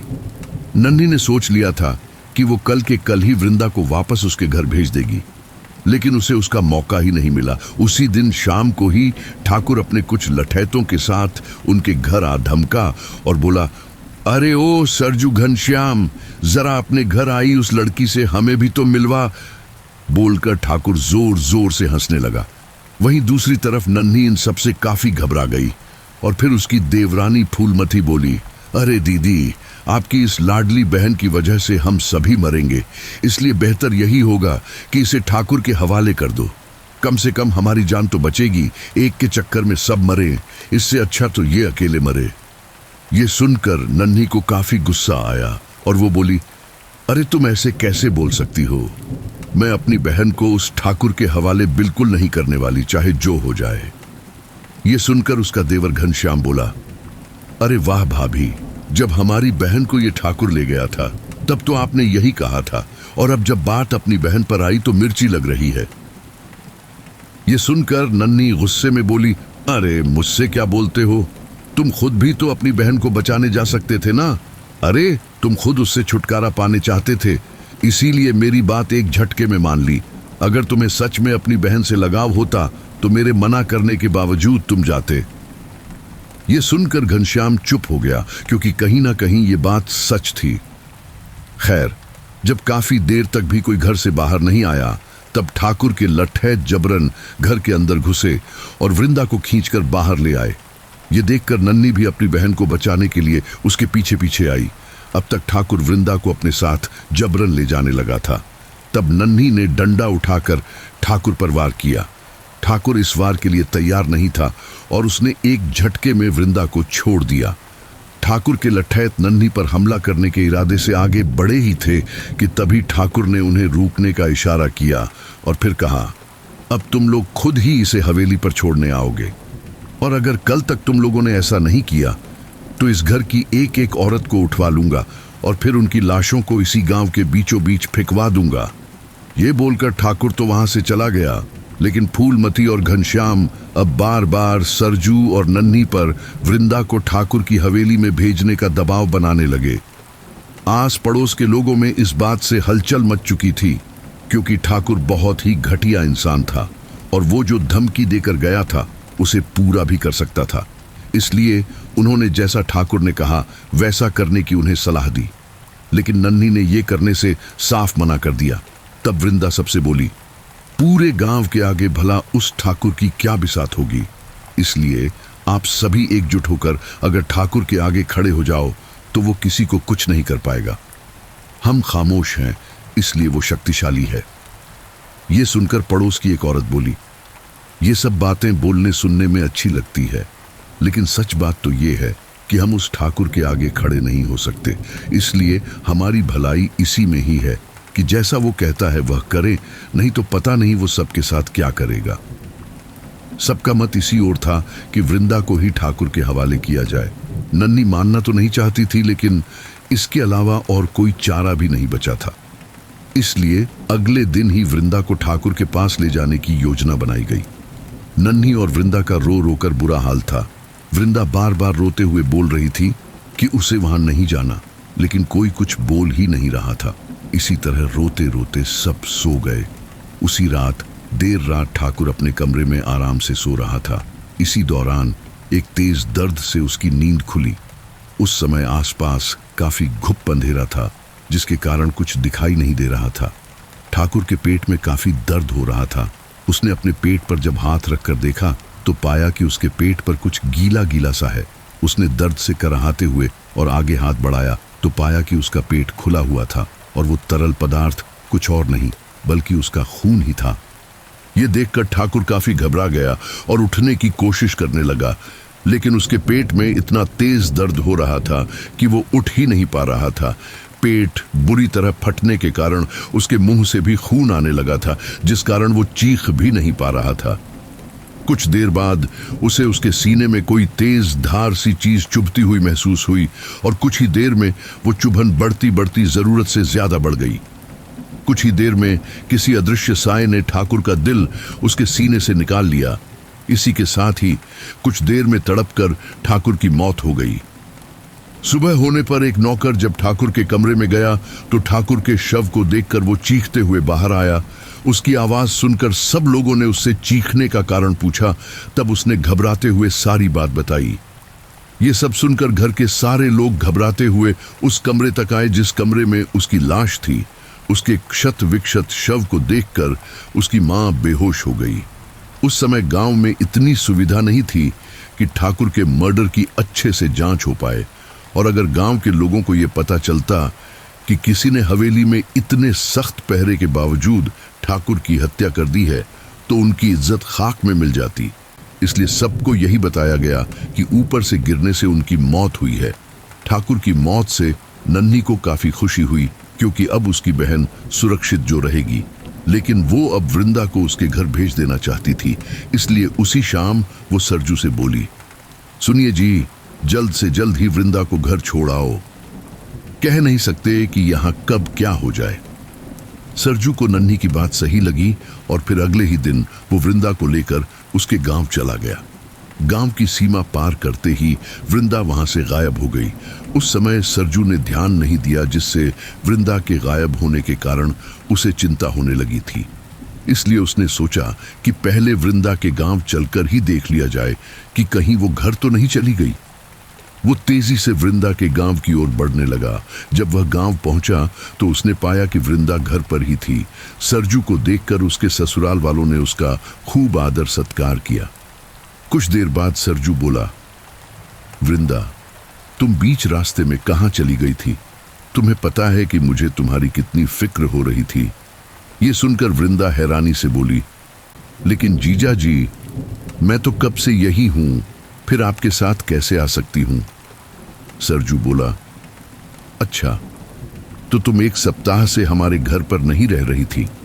वृंदा की मां बोली, अरे जमाई जी, हम वृंदा को कहां ही भेजेंगे, यहां घर पर भी तो काफी काम रहता है। वृंदा तो 1 सप्ताह से यहीं घर पर ही थी। ये सुनकर सरजू के तो मानो पैरों तले जमीन ही खिसक गई थी, क्योंकि अगर वृंदा 1 सप्ताह से यहां पर थी तो पिछले 1 सप्ताह से उसके घर पर वृंदा बनकर कौन रह रहा था। सरजू बिना ज्यादा बोले उनसे नमस्ते बोलकर अपने गांव की ओर निकल पड़ा। इस दौरान उसके दिमाग में बार बार यही सब बातें घूम रही थी। यही सब सोचते सोचते वह अपने गांव की सीमा में घुसा और फिर आगे बढ़ने लगा। सुनसान रास्ता आया ही था कि तभी उसे दोबारा से वृंदा की आवाज सुनाई दी, जीजा जी। वो आवाज सुनकर सरजू जैसे ही मुड़ा तो उसने पाया कि उसके ठीक सामने ही भयानक ढंग से मुस्कुराती हुई वृंदा खड़ी थी। उसे देखकर सरजू को पता चल चुका था कि ये वृंदा न होकर कोई छलावा है, इसलिए वो पलटकर वापस तेजी से घर की ओर बढ़ने लगा। इस दौरान उसके पीछे से बार बार वृंदा की आवाज आ रही थी, जीजा जी, जीजा जी। कुछ देर बाद एक पतला सा हाथ सरजू के सीने के आर पार हो गया। सरजू की आंखें भय से चौड़ी हो गई थीं और मुंह से खून निकल रहा था। कुछ देर बाद वो हाथ वापस पीछे चला गया। ऐसा होते ही सरजू नीचे गिरकर तड़पने लगा। उसने जब उस ओर देखा तो पाया कि उसकी बहन बिंदिया वहां खड़ी थी। उसके हाथों में खून लगा हुआ था, आंखें स्याह काली हो चुकी थीं और वह उन काली आंखों से लगातार उसे ही गुस्से में देख रही थी। सरजू बोल नहीं पा रहा था, वो बस फटी फटी आंखों से बिंदिया को ही घूरे जा रहा था। कुछ देर बाद बिंदिया बोली, क्या बिगाड़ा था मैंने जो मुझे इतनी बुरी मौत मिली? तुम तो मेरे भाई थे, मेरी रक्षा करना तुम्हारा फर्ज था, तो क्यों तुमने उस दिन मेरी रक्षा नहीं की? क्या मैं इसी दिन के लिए तुम्हें रक्षाबंधन पर राखी बांधती थी? उस दिन तुम्हारी वजह से मेरी मौत हुई। यहां तक कि मौत के बाद भी मेरा अंतिम संस्कार ढंग से नहीं करवाया गया। रात भर गांव के कुत्ते मेरा शव नोचते फाड़ते रहे। आखिर क्यों तुम आगे नहीं आए? चलो माना कि ठाकुर के डर से तुम मुझे नहीं बचा सके, तो क्या मेरा अंतिम संस्कार करने से भी तुम्हें ठाकुर ने रोका था? मैं 1 सप्ताह से वृंदा बनकर तुम्हारे साथ रह रही थी। ठाकुर के पास भी जानबूझकर गई ताकि वो दोबारा से मेरे पीछे आए, ये जानने के लिए कि तुम लोग मुझे बचाते हो या नहीं। लेकिन तुम लोग बहुत ही मतलबी निकले, सिर्फ अपनी ही पड़ी रहती है तुम लोगों को, इसलिए तुम लोगों को जीने का कोई हक नहीं है। बोलते बोलते बिंदिया की स्याह हो चुकी आंखों में से आंसू बह निकले। सरजू अपनी सफाई में कुछ कह न सका, क्योंकि उसके पास कुछ कहने के लिए था ही नहीं। उसका शरीर कुछ देर तड़प कर शांत पड़ गया। उसके बाद बिंदिया ने गांव की ओर देखा और फिर वहां से गायब हो गई। सरजू के रास्ते में पड़े शव को गांव के लोगों ने देख लिया और उसे उठाकर घर ले आए। सरजू को ऐसे देखकर घर में रोना चिल्लाना शुरू हुआ। उस समय शाम नहीं हुई थी, इसलिए जल्द से जल्द उसका अंतिम संस्कार कर दिया गया। सरजू का अंतिम संस्कार होने के बाद रात के समय आस पड़ोस के सारे लोग नन्ही को दिलास देने लगे। वहीं कुछ लोगों ने नन्ही के मायके जाकर उन्हें इस बारे में इत्तेला किया। जैसे तैसे वो रात कटी तो अगले दिन नन्ही के माता पिता वहां आ गए और उसे दिलासा देने लगे। इसी दौरान फूलमती बोली, आप लोग दीदी को यहाँ से ले ही जाइए, वैसे भी अब इनका यहाँ है ही कौन। ये सुनकर नन्ही की मां हैरानी से बोली, अरे हम इसे क्यों ले जाएंगे भला, ये इस घर की बहू है तो यहीं रहेगी। वैसे भी मायके से डोली उठने के बाद ससुराल से अर्थी ही उठती है। ये सुनकर फूलमती तुनकते हुए बोली, अरे ऐसे कैसे, ये यहाँ रह सकती है, इनका खर्चा यहाँ कौन उठाएगा भला? जेठ जी तो है नहीं, फिर ये यहाँ मुफ्त की रोटी क्यों तोड़ेंगी भला? ये सुनकर आस पड़ोस के लोगों ने भी फूलमती का समर्थन किया। तब घनश्याम बोला, वैसे ये सही कह रही है, अब मैं अकेला कमाने वाला आखिर कितनों का ऐसे खर्चा उठाऊंगा। अब इसके आगे कोई कुछ ना बोल सका और फिर कुछ ही दिनों में नन्ही अपने माता पिता के साथ अपने मायके चली गई। इन सब से फूलमती काफी खुश थी, क्योंकि अब हर चीज पर उसी का हक जो था। ऐसे ही सब चल रहा था कि कुछ ही दिनों में देर रात ठाकुर के घर में जब ठाकुर की मां सो रही थी, तब अचानक से किसी ने उसे पैर पकड़कर नीचे गिरा दिया। नीचे गिरते ही वो जोर से चिल्लाने वाली थी कि तभी किसी ने उसकी गर्दन कसकर पकड़ ली, जिससे उसकी आवाज गले में ही अटकी रह गई। उसकी आंखें डर से फटी हुई थी। तभी अचानक उसके ठीक सामने हवा में बिंदिया आई, जिसने अपनी पतली कलाइयों से उसकी गर्दन पकड़ी हुई थी। उसकी स्याह काली आंखें देखकर वो काफी ज्यादा घबरा गई। तभी बिंदिया बोली, मैंने सोचा था कि तुम एक औरत हो, इसलिए मेरी मदद करोगी, लेकिन नहीं, तुमने अपने अय्याश बेटे का साथ दिया। तुम लोगों की करनी का फल मैंने भोगा। अगर मैं नहीं जी पाई तो तुम लोगों को भी जीने का कोई हक नहीं है। बोलकर बिंदिया ने जोर से उसकी गर्दन दबाई। एक कड़ाक की आवाज हुई और उस ठकुराइन का शरीर शांत पड़ गया। इसी के साथ ही बिंदिया वहां से गायब हो गई। अगले दिन ठकुराइन की लाश देखकर पूरी हवेली में हड़कंप मच गया। ये इस हवेली में दूसरी मौत थी और जिसने भी उन्हें मारा था इसका कोई अता पता नहीं था। वैसे तो उनके दुश्मन भी काफी ज्यादा थे, तो कुछ कह नहीं सकते थे कि किसने उन्हें मारा हो। इसलिए उन लोगों ने हवेली की सुरक्षा बढ़ा दी और अब कोई भी बाहर का इंसान हवेली के अंदर नहीं आ सकता था। लेकिन इन सब से ये समस्या यही हल नहीं हुई, क्योंकि बिंदिया जिस प्रतिशोध की आग में जल रही थी वह उसका बदला जरूर लेकर रहेगी। इन सब के अगले ही दिन गांव में किसी की दोबारा ऐसे मौत हो गई। उसका क्षत विक्षत शव कमरे के अंदर मिला था। ये इस गांव में दूसरी ऐसी हत्या थी, इसलिए गांव वाले चौकन्ना हो गए और रात में पूरे गांव में पहरा देने लगे। लेकिन उन्हें नहीं पता था कि जिसका भी ये काम है वो कोई आम इंसान या जानवर नहीं, बल्कि एक भटकती रूह है, जिसकी मौत का कारण यही गांव वाले हैं। गांव में इतना कड़ा पहरा होने के बावजूद बिंदिया ने गांव की एक महिला को पेट फाड़कर मार डाला। इन सब से गांव वाले काफी दहशत में आ गए थे और अब उन्हें लगने लगा था कि यह काम किसी इंसान का न होकर किसी जानवर का होगा, क्योंकि इस तरह से तो कोई जानवर ही मार सकता है। लेकिन यहाँ परेशानी वाली बात यह थी कि किसी ने भी किसी जानवर को यहाँ आसपास देखा भी तो नहीं। अगर कोई खतरनाक जानवर यहाँ होता तो कभी तो नजर आता। इन सब से परेशान होकर गांव वालों ने इसके समाधान के लिए ठाकुर के घर का दरवाजा खटखटाया। ठाकुर का परिवार वैसे ही इन सब से परेशान था। उनके घर में खुद ही 2 मौत हो चुकी थी और करने वाले का आता पता भी नहीं था। लेकिन वह यह बात बाहर किसी से कर भी नहीं सकते थे, वरना इससे उनकी इज्जत धूमिल हो सकती थी। लेकिन फिर भी उन्होंने गांव वालों को झूठा दिलासा दिया और कहा कि उनकी चिंता मत कीजिए, आप सब लोग अपने अपने कामों में लग जाइए, गांव की रक्षा ठाकुर के पहरेदार खुद कर लेंगे। गांव वाले इससे निश्चित होकर अपने अपने घर चले गए। लेकिन अब ठाकुर के सामने एक बड़ी चुनौती थी कि आखिर कौन है जो गांव के लोगों और उसके घर के लोगों को इस तरह से मार रहा है। इसी दौरान उनके एक लठैत ने ठाकुर से कहा, मालिक माफ करना छोटा मुंह और बड़ी बात, लेकिन ये काम किसी इंसान या जानवर का ना होकर किसी डायन का चुड़ैल का लग रहा है। हो ना हो अपने गांव में कोई डायन होगी जो ये सब कर रही है और उससे निपटना हमारे बस की बात नहीं है। इसलिए मैं यही सलाह देना चाहूंगा कि जल्दी से किसी तांत्रिक की सलाह ली जाए। अब ठाकुर को यह बात जच गई और उसने जल्दी ही किसी तांत्रिक को बुलाने के लिए कहा। तांत्रिक वहां आया। गांव के माहौल को देखकर उसे समझ आ चुका था कि यहाँ कुछ गड़बड़ है, इसलिए उसने ठाकुर से कहा, आपके गांव में किसी खतरनाक शक्ति का शहर है और वह इतनी आसानी से आप लोगों को नहीं छोड़ने वाली। इसलिए मैं यही कहूंगा कि आप लोग यहाँ से कहीं दूर चले जाइए। ये सुनकर ठाकुर गुस्से में बोला, आपको यहाँ उस चुड़ैल या डायन को निकालने के लिए बुलाया है और आप हमें यहाँ से भागने के लिए बोल रहे हैं। चुपचाप यहाँ से उन्हें भगाइए।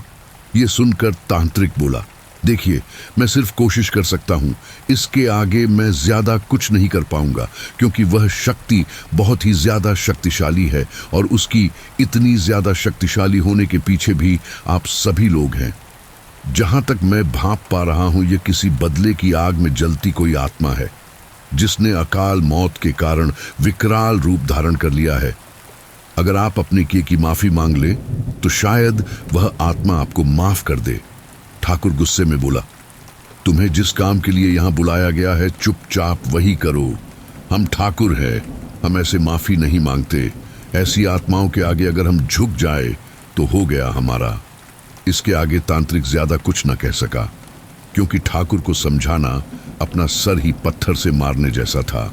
उसने अपनी तरफ से ही प्रयास करने का सोचा। उसने गांव के बीचों बीच एक क्रिया की।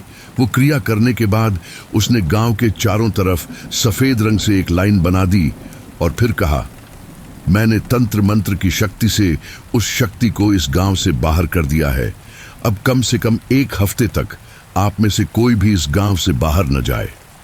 अगर ऐसा हुआ तो वह शक्ति दोबारा इस गांव में प्रवेश कर जाएगी और इस बार वो पहले से 10 गुना ज्यादा खतरनाक होगी और मैं उसे निकाल नहीं पाऊंगा।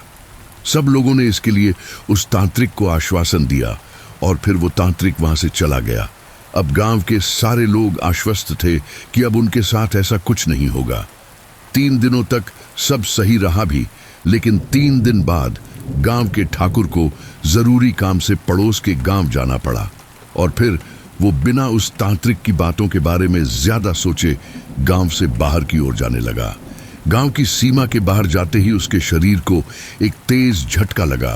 वो कुछ देर शांत रहा और फिर घोड़े गाड़ी को वापस गांव जाने के लिए कहा। घोड़ा गाड़ी वाले ने बिना ज्यादा बोले घोड़ा गाड़ी वापस गांव की ओर मोड़ ली। ठाकुर वापस गांव में आ चुका था और इस बार शायद वो अकेला नहीं था। जिस दिन ठाकुर गांव से बाहर गया था, उसी रात गांव के ही एक युवक की लाश गांव के बीचों बीच पड़ी थी और उसके शव को कुत्ते नोच रहे थे। ये दृश्य ठीक वैसा ही था जैसे बिंदिया के शव को कुत्ते नोच रहे थे। अगली सुबह जब उस युवक का क्षत विक्षत शव गांव के लोगों ने देखा तो हड़कंप मच गया। पहले तो जल्दी उस युवक का अंतिम संस्कार किया गया।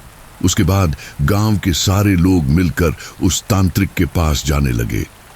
वो लोग गांव से बाहर गए थे कि सबसे आगे चलने वाले लोग अचानक से पके फल की तरह जमीन पर नीचे गिर गए। यह देखकर बाकी सबको काफी हैरानी हुई। उन लोगों ने उन लोगों को उठाकर वापस ले जाने की कोशिश की। वही बाकी कुछ लोग जब आगे बढ़ने लगे तो वह लोग भी वही बेसुध होकर गिर पड़े। ये देखकर बचे खुचे लोग डर के मारे पीछे हट गए। वे सारे लोग घबराए हुए एक दूसरे को देखने लगे, लेकिन उनमें से किसी की भी दोबारा से गांव की सीमा लांघने की हिम्मत ना हुई। वे सारे ही लोग उन बेहोश लोगों को लेकर वापस गांव की ओर बढ़ गए। गांव के सारे ही लोग काफी ज्यादा घबराए हुए थे, क्योंकि मौत उनके सिर पर तांडव कर रही थी। सारे लोग ही अपने अपने घरों में दरवाजा लगाकर अपने अपने परिवार के साथ बैठे हुए थे। इस दौरान किसी की भी घर से बाहर जाने की हिम्मत नहीं हुई थी। पूरे ही गांव में एकदम मौत जैसी शांति छाई हुई थी। बाहर से आती छोटी सी आवाज भी उन्हें साफ सुनाई दे रही थी। इसी दौरान गांव में बाहर से पायल की आवाज आने लगी। कोई लड़की पूरे गांव में घूम घूम कर देख रही हो। उस आवाज को सुनकर सारे गांव के लोग पहले से काफी ज्यादा सहम गए। वो सारे लोग जैसे तैसे अपने डर पर काबू किए हुए थे कि तभी अचानक घनश्याम के घर का दरवाजा किसी ने खटखटाया। वह आवाज सुनकर वह पूरा परिवार काफी डर गए। वो लोग कुछ करते उससे पहले बाहर से बड़े ठाकुर की आवाज आई, अरे घनश्याम, दरवाजा खोलो, ये मैं हूं ठाकुर भानु।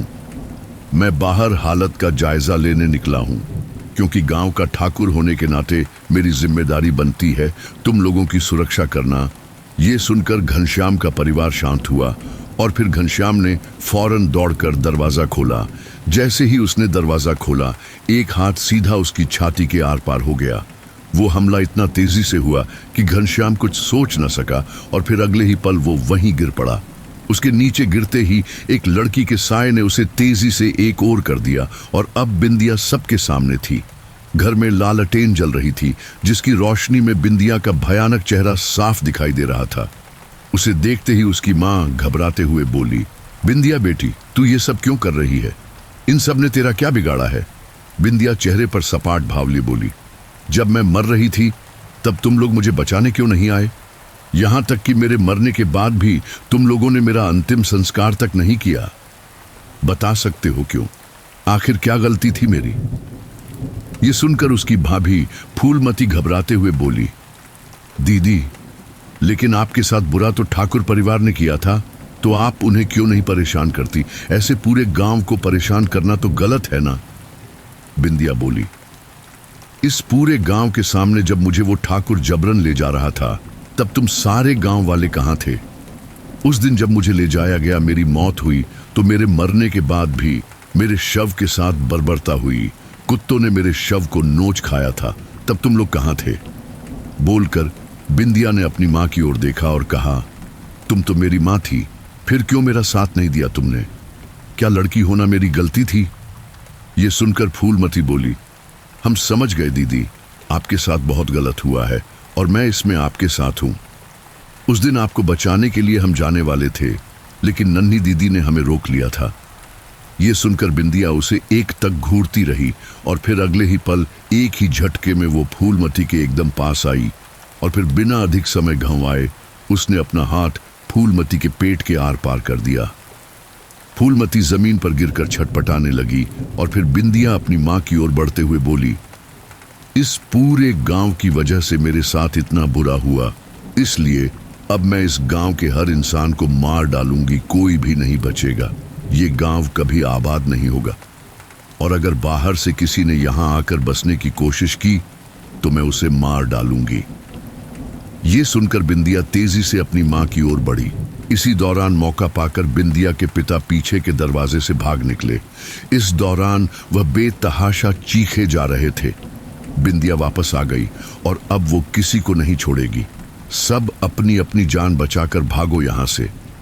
उनकी आवाज उस अंधेरे में बुरी तरह से गूंजने लगी। वो आवाज सुनकर कुछ लोग तो घर में ही दुबके रहे, वहीं कुछ लोगों को ये बात सच लगी। इसलिए वे सारे अपना सारा सामान छोड़कर सिर्फ पैसे जेवर लेकर वहां से भागने लगे। वहीं दूसरी तरफ अपनी मां को मारने के बाद बिंदिया उस घर से बाहर आई। बाहर हाहाकार मचा हुआ था। लोग अपने अपने परिवार के साथ तेजी से गांव से बाहर पलायन कर रहे थे। इस दौरान मौका देखकर जो बिंदिया के हाथ लगा, बिंदिया ने उसे विभत्स तरीके से मौत दी। कुछ लोग गांव की सीमा पार करने में सफल हुए और वे लोग वहां से सीधे उस गांव की ओर बढ़ने लगे जहां वो तांत्रिक रहता था। एक आध घंटे में एक आदमी दौड़ता हुआ उस तांत्रिक के पास आया और उसे सारी बात बताई। तब वो तांत्रिक गुस्से में बोला, जब मैंने तुम लोगों से कहा था कि एक हफ्ते तक गांव में रहना, तो तुम लोगों ने मेरा कहा माना क्यों नहीं? अब मैं इसमें कुछ नहीं कर सकता, स्थिति मेरे हाथों से निकल चुकी है। ये सुनकर वो युवक गिड़गिड़ाते हुए बोला, कुछ तो कीजिए। उस चुड़ैल ने गांव वालों को मारना शुरू कर दिया है। अब तक न जाने कितने लोग मारे गए होंगे, उनमें औरतें और बच्चे भी हैं। दया करके उन्हें बचा लीजिए। ये सुनकर उस तांत्रिक ने एक ठंडी सांस ली और फिर कहा, मैं सिर्फ कोशिश कर सकता हूं, बाकी सब ऊपर वाले पर छोड़ता हूं। बोलकर वो तांत्रिक उस युवक के साथ चले गए। गांव की सीमा के पास आकर तांत्रिक बोला, तुम यहीं रुको, मैं उसे जाकर देखता हूं। बोलकर वो तांत्रिक उस गांव में अंदर की ओर बढ़ गए। उस गांव में से कहीं कहीं जगह में से लोगों के कराहने की आवाज आ रही थी। इसी के साथ ही कुछ बच्चों के रोने की आवाजें भी आ रही थी। वो आवाज सुनकर उस तांत्रिक का दिल बैठा जा रहा था। वो आगे बढ़ने लगा, लेकिन तभी पीछे से किसी ने उसे एक तेज धक्का मारा और वो सीधा जमीन पर जा गिरा। उस तांत्रिक ने खुद को संभालते हुए जब पीछे की ओर देखा तो पाया स्याह आंखों वाली बिंदिया उसके ठीक सामने खड़ी थी। उसे देखकर तांत्रिक बोला, मुझे नहीं पता कि तुम कौन हो और क्यों इन गांव वालों को परेशान कर रही, लेकिन मैं इतना जरूर जान गया हूं कि तुम्हारे साथ जरूर कुछ गलत हुआ है और हो ना हो इसमें यह सभी लोग शामिल है, तभी तुम इस तरह से अपना प्रतिशोध ले रही हो। बिंदिया बोली, सही कहा आपने, तो आप इतना भी जान गए होंगे कि मैं अपने प्रतिशोध के बीच किसी को भी आने नहीं दूंगी, और अगर आप बीच में आए तो मुझे आपको भी खत्म करना पड़ेगा। तात्रिक बोला, मेरी सहानुभूति तुम्हारे साथ है। इन गांव वालों के साथ तुम्हें जो करना है करो, मैं तुम्हें बिल्कुल भी नहीं रोकूंगा, लेकिन मैं बस तुमसे इतनी ही दरखास्त करूंगा कि सिर्फ बच्चों को छोड़ दो, क्योंकि इन सब में तो उनकी कोई गलती भी नहीं होगी ना। बिंदिया बोली, बिल्कुल नहीं, मैं किसी को नहीं छोड़ने वाली। ये बच्चे भी कल को इस तरह के स्वार्थी इंसान बन जाएंगे, इसलिए अच्छा होगा कि मैं इन्हें अभी के अभी खत्म कर दूं। ये सुनकर तांत्रिक के चेहरे पर गुस्से के भाव आ गए और वो बोला, यह गलत है। अगर तुम इस तरह से करती रहोगी तो तुम में और इन मतलबी गांव वालों में फर्क क्या रह गया? तुम सिर्फ अपना प्रतिशोध पूरा करने के लिए इतने सारे बच्चों की बलि दे दोगी। बिंदिया गुस्से में बोली, मैं जो करना चाहती हूँ वो मैं करके रहूंगी, और अगर तूने इसमें मुझे रोकने की कोशिश की तो अंजाम अच्छा नहीं होगा। तुम इस गांव के नहीं हो। स्विंगलीस तुम्हें तुम्हारी जान बचाने का एक आखिरी मौका दे रही हूं। यह सुनकर तांत्रिक बोला, अगर मैं भी अपनी जान बचाने के लिए अपने कर्तव्य से पीछे हट गया तो मुझ में और इन गांव वालों में क्या फर्क रहेगा? इसलिए मैं पीछे हटने से रहा। लेकिन मैं तुमसे आखिरी बार आग्रह करना चाहूंगा बेटी, कि अपने प्रतिशोध में इतनी भी अंधी मत हो जाओ कि तुम्हें सही गलत का होश ही ना रहे। इस पर बिंदिया कुछ ना बोली, और फिर अगले ही पल उसने अपना एक हाथ लंबा करके उस तांत्रिक की गर्दन दबोच ली। तांत्रिक उसके चंगुल से छूटने की हर संभव कोशिश कर रहा था, लेकिन छूट नहीं पा रहा था। इसी दौरान उसने कुछ मंत्रों का उच्चारण करना शुरू किया। उसके ऐसा करते ही उसका शरीर कुछ क्षण के लिए तपने लगा, जिसके कारण बिंदिया ने उसे छोड़ दिया। लेकिन अब बिंदिया पहले से ज्यादा गुस्से में आ गई थी और उसने तांत्रिक की गर्दन दोबारा से दबोच ली। ठीक इसी दौरान मौके का फायदा उठाकर गांव के लोग तेजी से बाहर की ओर बढ़ने लगे। वो तांत्रिक बिंदिया की पकड़ से छूटने की कोशिश करने लगा और इसी दौरान वो कुछ मंत्र बुदबुदाता, लेकिन बिंदिया ने अपना दूसरा हाथ उसके पेट के आर पार कर दिया। वो तांत्रिक करहाने लगा। उसका शरीर अब साथ छोड़ रहा था। बिंदिया ने उसे नीचे रखा और कहा, अपनी जान की परवाह ना करते हुए तुमने इन गांव वालों को बचाने की पूरी कोशिश की। मैं आपसे ये मुकाबला हमेशा याद रखूंगी। इसी के साथ ही मेरे मन में हमेशा आपके लिए एक सम्मान रहेगा कि इस दुनिया में आपके जैसा भी कोई है। तब वो तांत्रिक करहाते हुए बोले, अगर तुम वाकई में मेरा सम्मान करती हो तो वादा करो कि इस गांव से बाहर जाकर तुम खुद किसी को नहीं मारोगी, और अगर बाद में कोई नेक दिल फरिश्ता तुम्हें यहां से लेकर जाने के लिए बोलेगा तो तुम जरूर जाओगी। वादा करो बेटी। बिंदिया बोली, मैं वादा करती हूं बाबा। बाबा बोले, शुक्रिया बेटी। अब मैं अपना वाक्य पूरा करने से पहले ही बाबा ने अपना शरीर छोड़ दिया। इसी के साथ ही बिंदिया ने बाबा की आंखें बंद की और फिर गांव में आगे बढ़ने लगी। उसके पायलों की आवाज उस पूरे गांव में गूंज रही थी।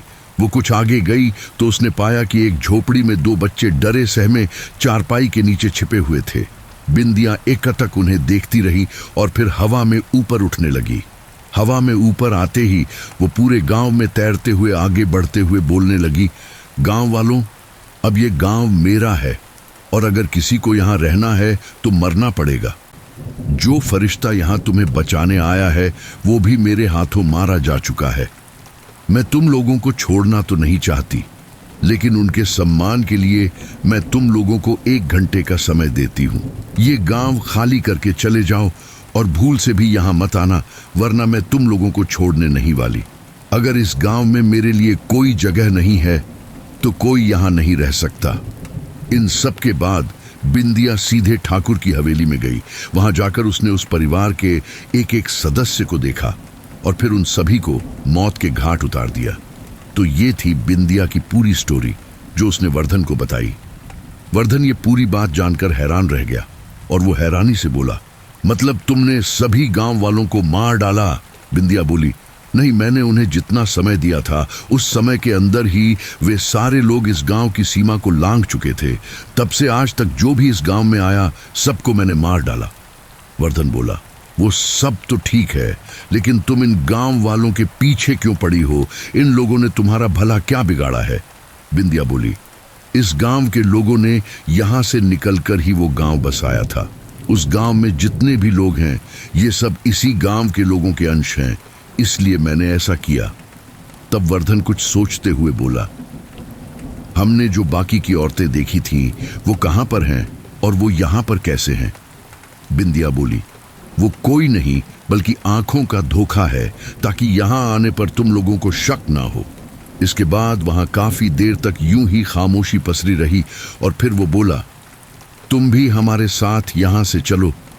तुम बहुत समय तक इस वीरान गांव में भटक ली। बिंदिया बोली, बिल्कुल नहीं, मैं यहां किसी को नहीं बसने दूंगी। वर्धन ने बिंदिया के कंधे पर हाथ रखा और फिर कहा, बात को समझो बिंदिया, इस तरह से भटक कर तुम किसी और को नहीं बल्कि खुद को तकलीफ दे रही हो। और रही बात किसी के बसने की, तो यहां अब कोई नहीं बस पाएगा, इसलिए मैं चाहता हूं कि तुम यहां से चलो। ये सुनकर बिंदिया कुछ पल खामोश रही, फिर कुछ सोचकर बोली, ठीक है, मैं तुम्हारे साथ चलूंगी। ये सुनकर वर्धन के चेहरे पर एक चौड़ी मुस्कान आ गई और फिर उसने कहा, तो फिर चलो, अभी चलते हैं। बिंदिया बोली, ठीक है, रुको जरा। और फिर अगले ही पल एक रस्सी से घिसटते हुए रूपेश उस ओर आया। वर्धन ने उसे उठाया और फिर वो तीनों उस गांव से बाहर की ओर बढ़ने लगे। गांव से बाहर आते ही बिंदिया हवा में गायब होने लगी। ये देखकर वर्धन हैरानी से बोला, ये क्या हो रहा? बिंदिया ने मुस्कुराते हुए कहा, मुक्ति, मुझे मुक्ति मिल रही है। इतने समय तक बदले की आग में जलने के कारण मैं भूल ही गई कि मुझे भी मुक्ति का हक है। अजनबी दोस्त, तुम्हारा उपकार रहेगा मेरे ऊपर। इसके बाद बिंदिया वहां से गायब हो गई। रूपेश और वर्धन ये सब आंखें फाड़े देखते रहे। उसके जाने के बाद रूपेश वर्धन के गले लगते हुए बोला, तू सच में मेरा सच्चा दोस्त है। मुझे खुशी है कि अगर दीपक जैसा घटिया इंसान मेरा दोस्त था, तो तेरे जैसा एक सच्चा दोस्त भी है। तेरा उपकार न सिर्फ बिंदिया पर रहेगा बल्कि मेरे ऊपर भी रहेगा। फिर उसने एक नजर बिंदिया के गांव की ओर देखा और फिर कहा, बिंदिया की इच्छा थी कि ये गांव ऐसा ही रहे, तो ये ऐसा ही रहेगा। वैसे भी ऐसे गांव को बसने का कोई हक नहीं है। अच्छा, तो फिर ये स्टोरी मैं यहीं पर एंड करता हूं, क्योंकि मेरे को यहीं तक स्टोरी जानने को मिली थी। अब देखो, लगाने को तो मैं इसमें मिर्च मसाला लगा के और भी लंबी चौड़ी कर सकता था, लेकिन फिर उससे मतलब ही क्या? ऐसी कहानी तो बहुत सारे लोग आपको सुना रहे हैं और वहां से आप सुन भी रहे हैं। तो यहाँ पर आने का मकसद यही रखा जाए कि जो वास्तविक है उसको वास्तविकता ही रहने दिया जाए। अब मुझे ये तो पता नहीं है कि तुम में से कितने लोग ऐसे होंगे जो अब तक मेरी इन बातों को सुन रहे होंगे। शायद कुछ लोग कह रहे होंगे, यार कितनी बकवास कर रहा है। खैर, सबके अपने अलग अलग विचार होते हैं, तो सभी को हक है अपने विचारों को रखने का। अच्छा, मैं आपसे एक छोटा सा सवाल पूछता हूं जो इस स्टोरी पर ही बेस्ट है, ताकि यह पता रहे कि किसने पूरी स्टोरी सुनी है।